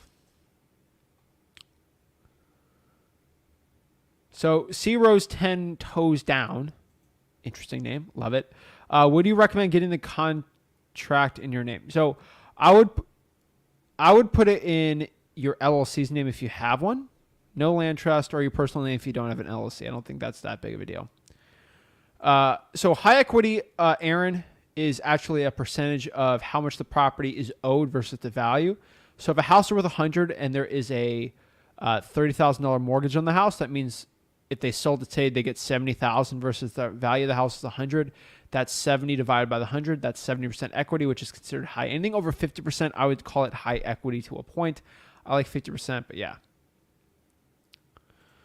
So if you don't have a property under contract, but I found a vacant one, would you do a JV? So just understanding, guys, that's not a joint venture. A joint venture is where you bring something to the table, I bring something to the table, and we split it as partners. The reason why I like JVing is because we're 50-50 partners on the transaction. You brought a hard part of it, which is getting under contract. Then I bring the other hard part, which is doing the dispo. This is a mutual benefit. The problem is if my team has to lock it up, then we're doing more work and we need more of a percentage. So I prefer the 50-50 split. I like you working with me as an equal partner. It just feels better. I don't like having more on a deal when you bring it than not, but it doesn't make sense for me. So I prefer everybody just get the deal under contract. But you could send them in if you put in the notes and we can have our team lock it up for you too. But the strong suit's the dispo for me on these because they're nationwide. You know, the acquisitions is strong on locally, and then the local virtual markets we're in. But yeah. How do I JV with you? www.flipwitheric.com/JV with me. If you go to freewholesaling.com also, FY everyone, freewholesaling.com. Let me pop up freewholesaling.com. It's actually all in there too. So let's go to freewholesaling.com. Which, again, guys, is the ultimate free wholesaling course that everyone on here should be in right now. I'd be shocked if not everyone's on there, which they should be. If you go to freewholesaling.com, hold on, where are we at? All right, we're at freewholesaling.com. If you go to freewholesaling.com,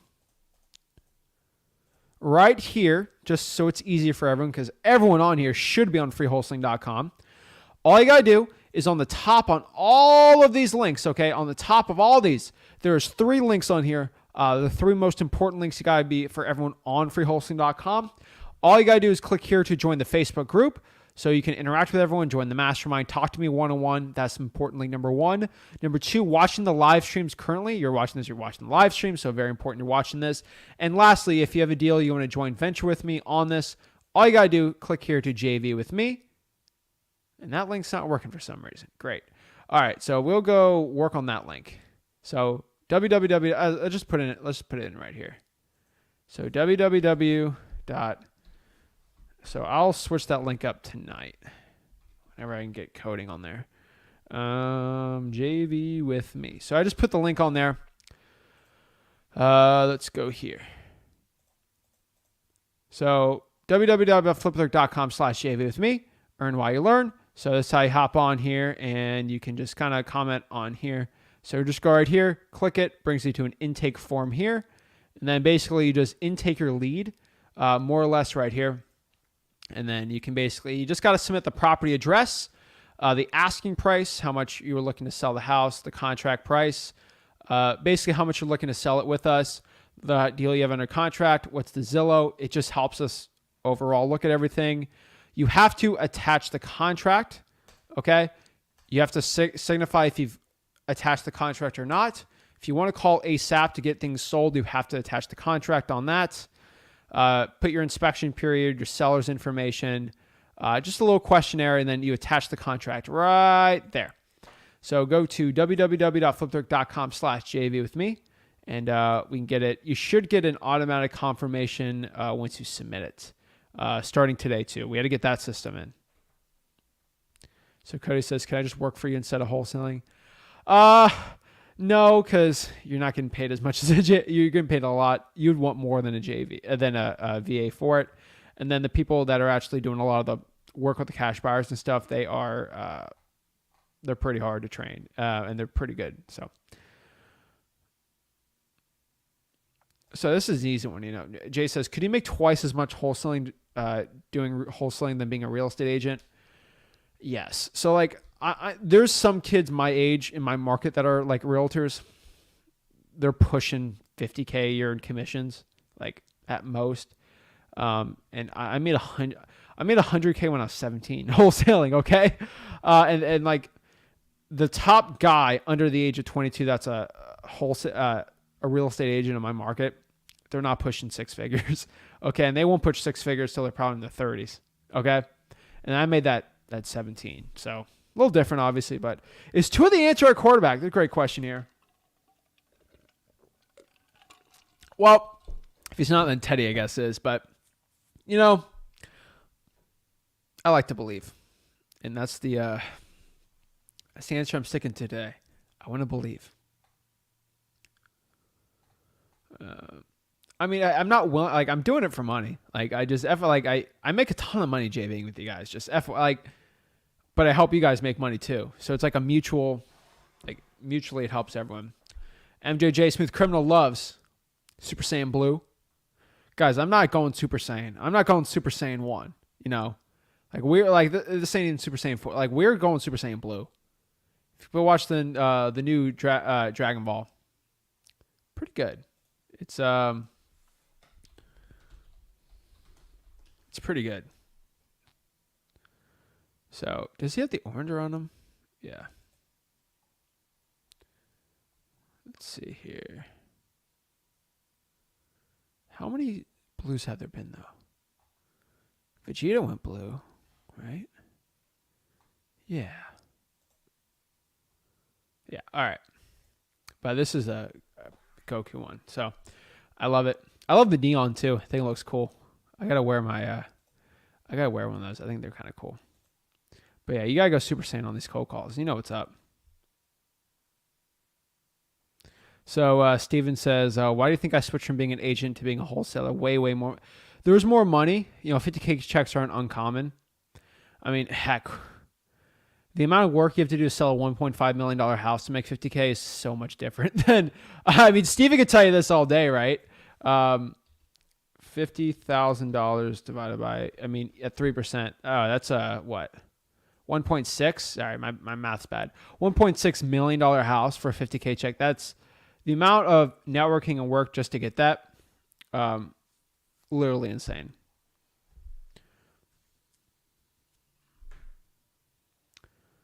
Let's see.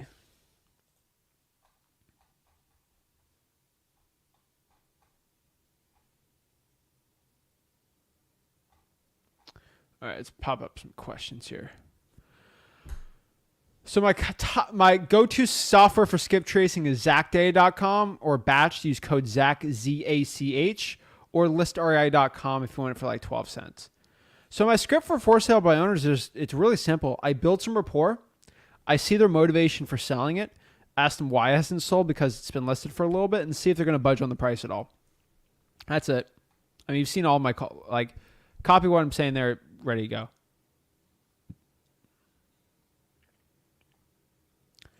So voicemail setup, since there is a market correction, I'm not calling a market correction currently. We're going to have to see some earnings hurt from corporations, and then there'd be layoffs, and then there would be most likely a correction from there if that was going to happen, if unemployment goes up. Currently, the numbers do not support it, but we do see futures, and it's looking 50-50 at best. So we are currently not in a correction, though. FYI, for everyone out here, we are not in a correction. Not yet. I would not say that yet. Since we're 83%. So, guys, you got to look at my rules at freewholesaling.com. If the property has an ARV under 120K, use 70. If it is over 120, it's still 83. Sorry, it's 80, and then 250 is 83. So I did change it a little bit. Just go to freewholesaling.com, go to 30-day challenge. It is all in there.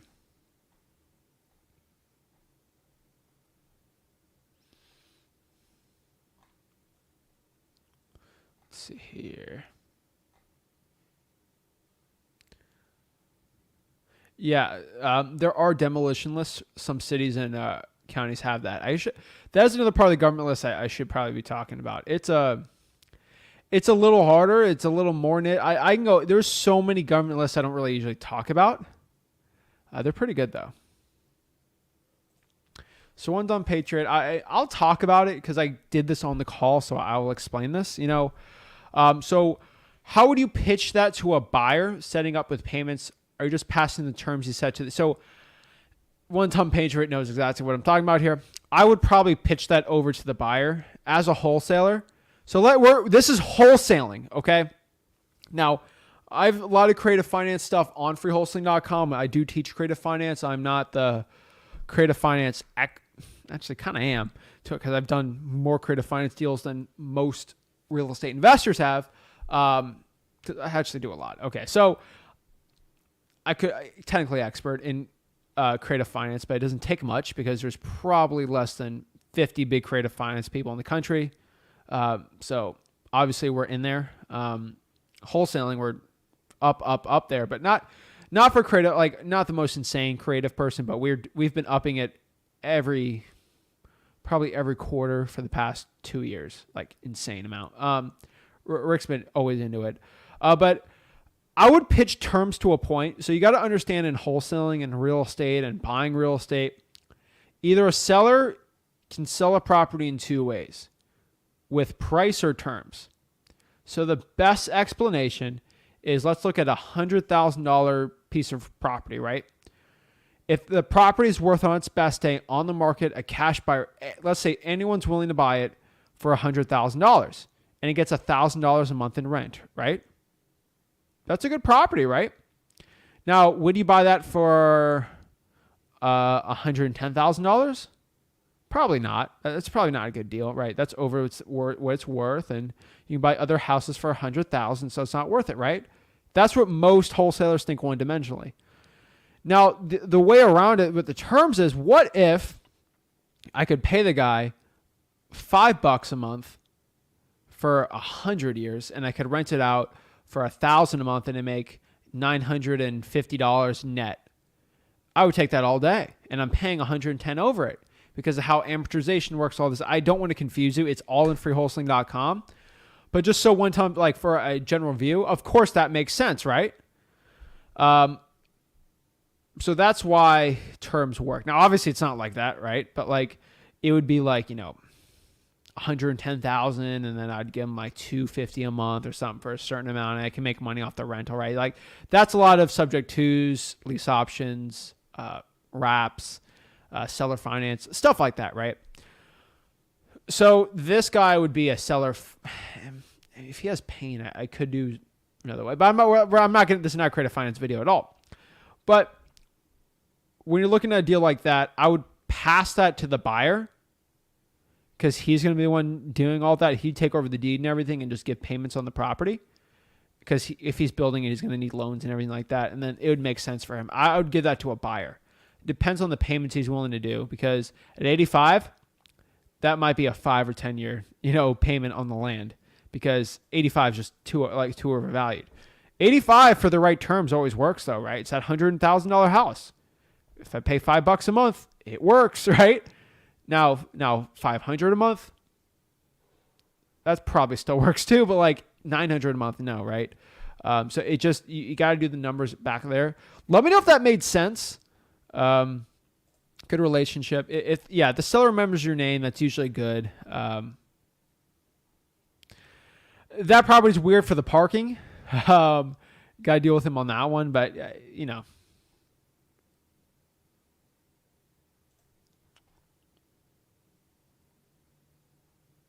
see.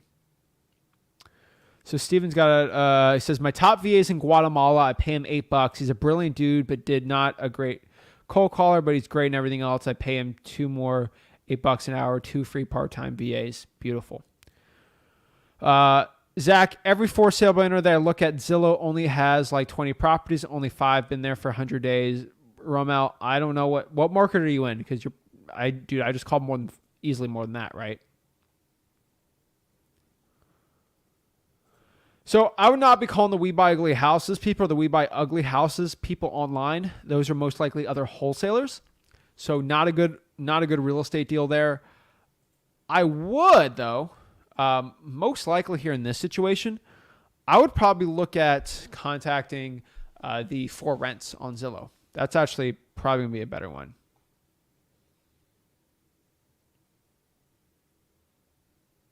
Let's see here.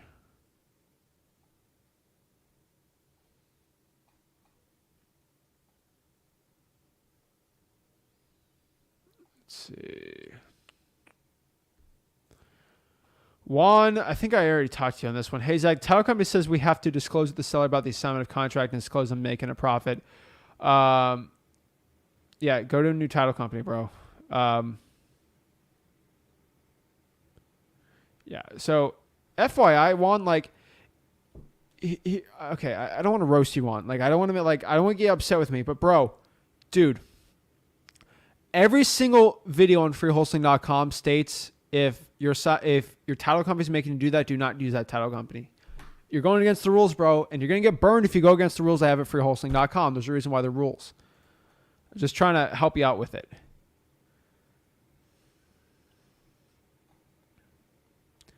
Fume, go to freewholesaling.com. It'd probably be 85%. You got to look at the ARV rules on the 30-day wholesaling challenge, and I'll kind of show you. If ARV is over 400 to 500, it's going to be 85%. So yes, motivation, condition, time frame, price. That's really the way I'm kind of having these conversations. Zach, I finally found her. That's the, like, it takes you like 10 VAs to find that one rock star. And so when I have in my company, like, I got to keep them and I pay them really well. So yeah. All right. Took you forever, Steven. It took me forever, man, too. But dude, once you find them, you got to keep them, right? So if you just started wholesaling, go to freewholesaling.com. That's my free wholesaling course. Teach you everything you need to know about wholesaling real estate.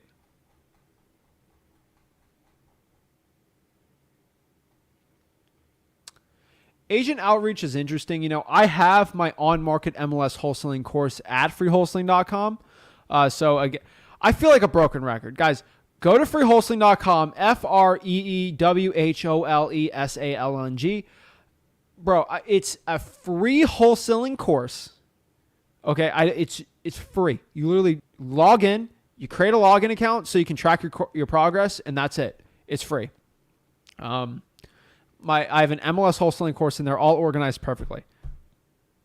It's all in there.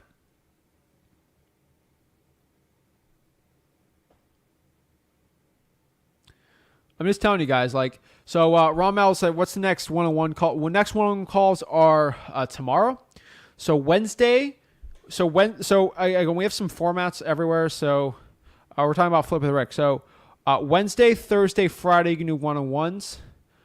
Sundays, I'm testing out doing some lives on the personal Zach Ginn channel. We're going to do some interesting topics. I did a really fun one last Sunday night. And then Monday, Rick goes lives on his personal channel, the Rick Ginn channel. Then you can talk to him one-on-one there. So I do recommend everyone watching this right now, go to Zach, subscribe to the Zach Ginn YouTube channel, subscribe to the Rick Ginn YouTube channel, and if you're on the Zach and Rick Ginn, subscribe to the Flip with Rick YouTube channel. Each one has exclusive videos. The Zach Ginn one's more personal.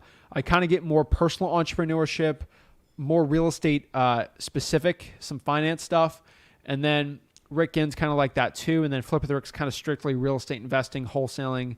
Zach Ginn's more wholesaling, and then like money and stuff like that, mindset, lessons I learned in my life to help you out in entrepreneurship. So they're all different content, and then they're all different type of wholesaling content on there that I have so much stuff I just want to like give out, like videos I want to make. A lot of them don't make the cut on Flip with Rick. And then we just post them there. And some lives I like to do that aren't Flip with Rick, like friendly to a point, which we can kind of put on there, you know. So I was kind of talking about on the last Zach Ginn live on the Zach Ginn channel on Sunday. I was kind of put like winter's coming, and I kind of explained more or less that the real estate wholesaling industry is probably going to triple. The amount of wholesalers in your market is probably going to triple in the next 3 to 4 years due to TikTok and other social medias, because it's already tripled before. And I showed exactly on that live stream what you need to do to make money with that, and actually how to partner up with with the new wholesalers in here and actually help them out, and be that point of contact so you can make a ton of money with them. I kind of showed you on that live. So yeah, go to Zach Ginn channel. It's on there. It's called Winter's Coming. It's all it literally said on there, and kind of cool. Let's see. This is great live learning. So that's the point of the live, you know. That's the point, you know. Trying to teach the people wholesaling real estate, baby. All right, let's see some more questions we got. Looked at all 30 Facebook videos for the challenge. Awesome.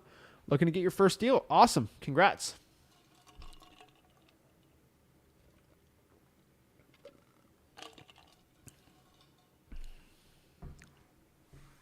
So Anthony, we'll actually just, if you JV with us, we can have an adult sign it, and then we can give you a good portion of the deal. You probably split the deal if it's good. If you can lock it up, if you can get a price commitment and we just got to sign it, We'll split the deal 50-50. I promise that to my miners out here too. If you have a good deal and it's locked up and you can get them committed to a low price, we'll have our team lock it up and we'll still split the deal. Yeah. So Rama, you can hop on. Just go to the Facebook group. You'll be allowed in by tomorrow. You can hop on, ask your questions with us.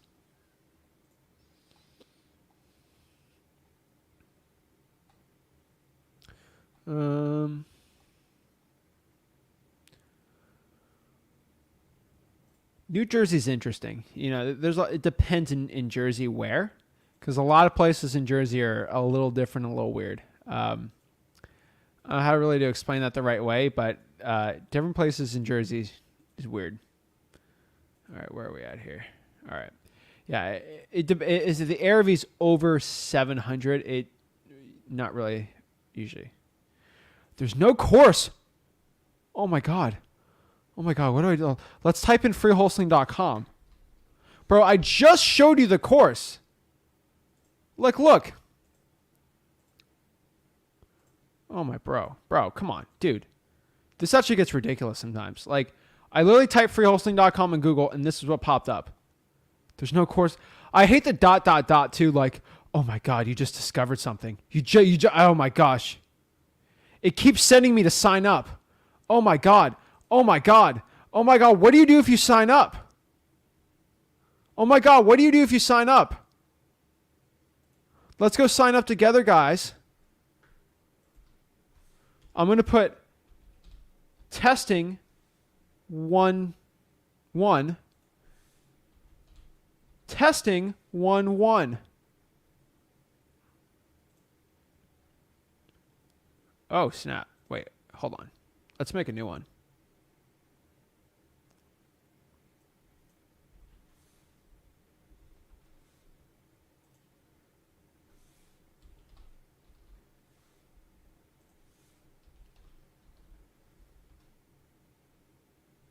All right, hold up a second. Is this working? It's probably because I keep putting. You got to put in a real email. Hold on. Let me put in a real email I got.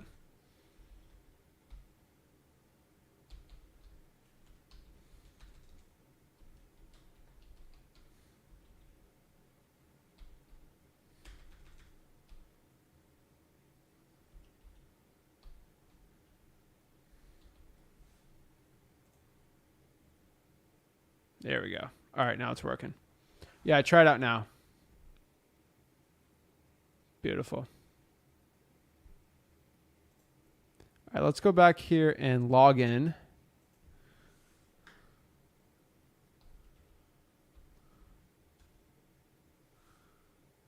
Hold up.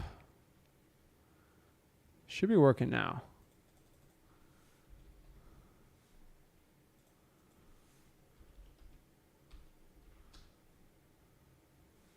There we go. Yeah, it should be working now. So, boom. Beautiful. Yeah, you have to already hit user below to sign up part. Yeah, that's the way you use it to sign up. But yeah, that's pretty it. I was like, wait, why isn't it working for a second? I think if you put a fake email, it doesn't work. So we'll do one more test on here. Let me go incognito on freewholesaling.com and we'll make one together. I just want to confirm it's working. So.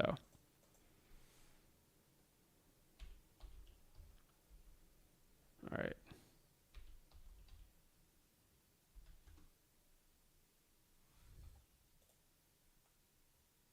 There we go.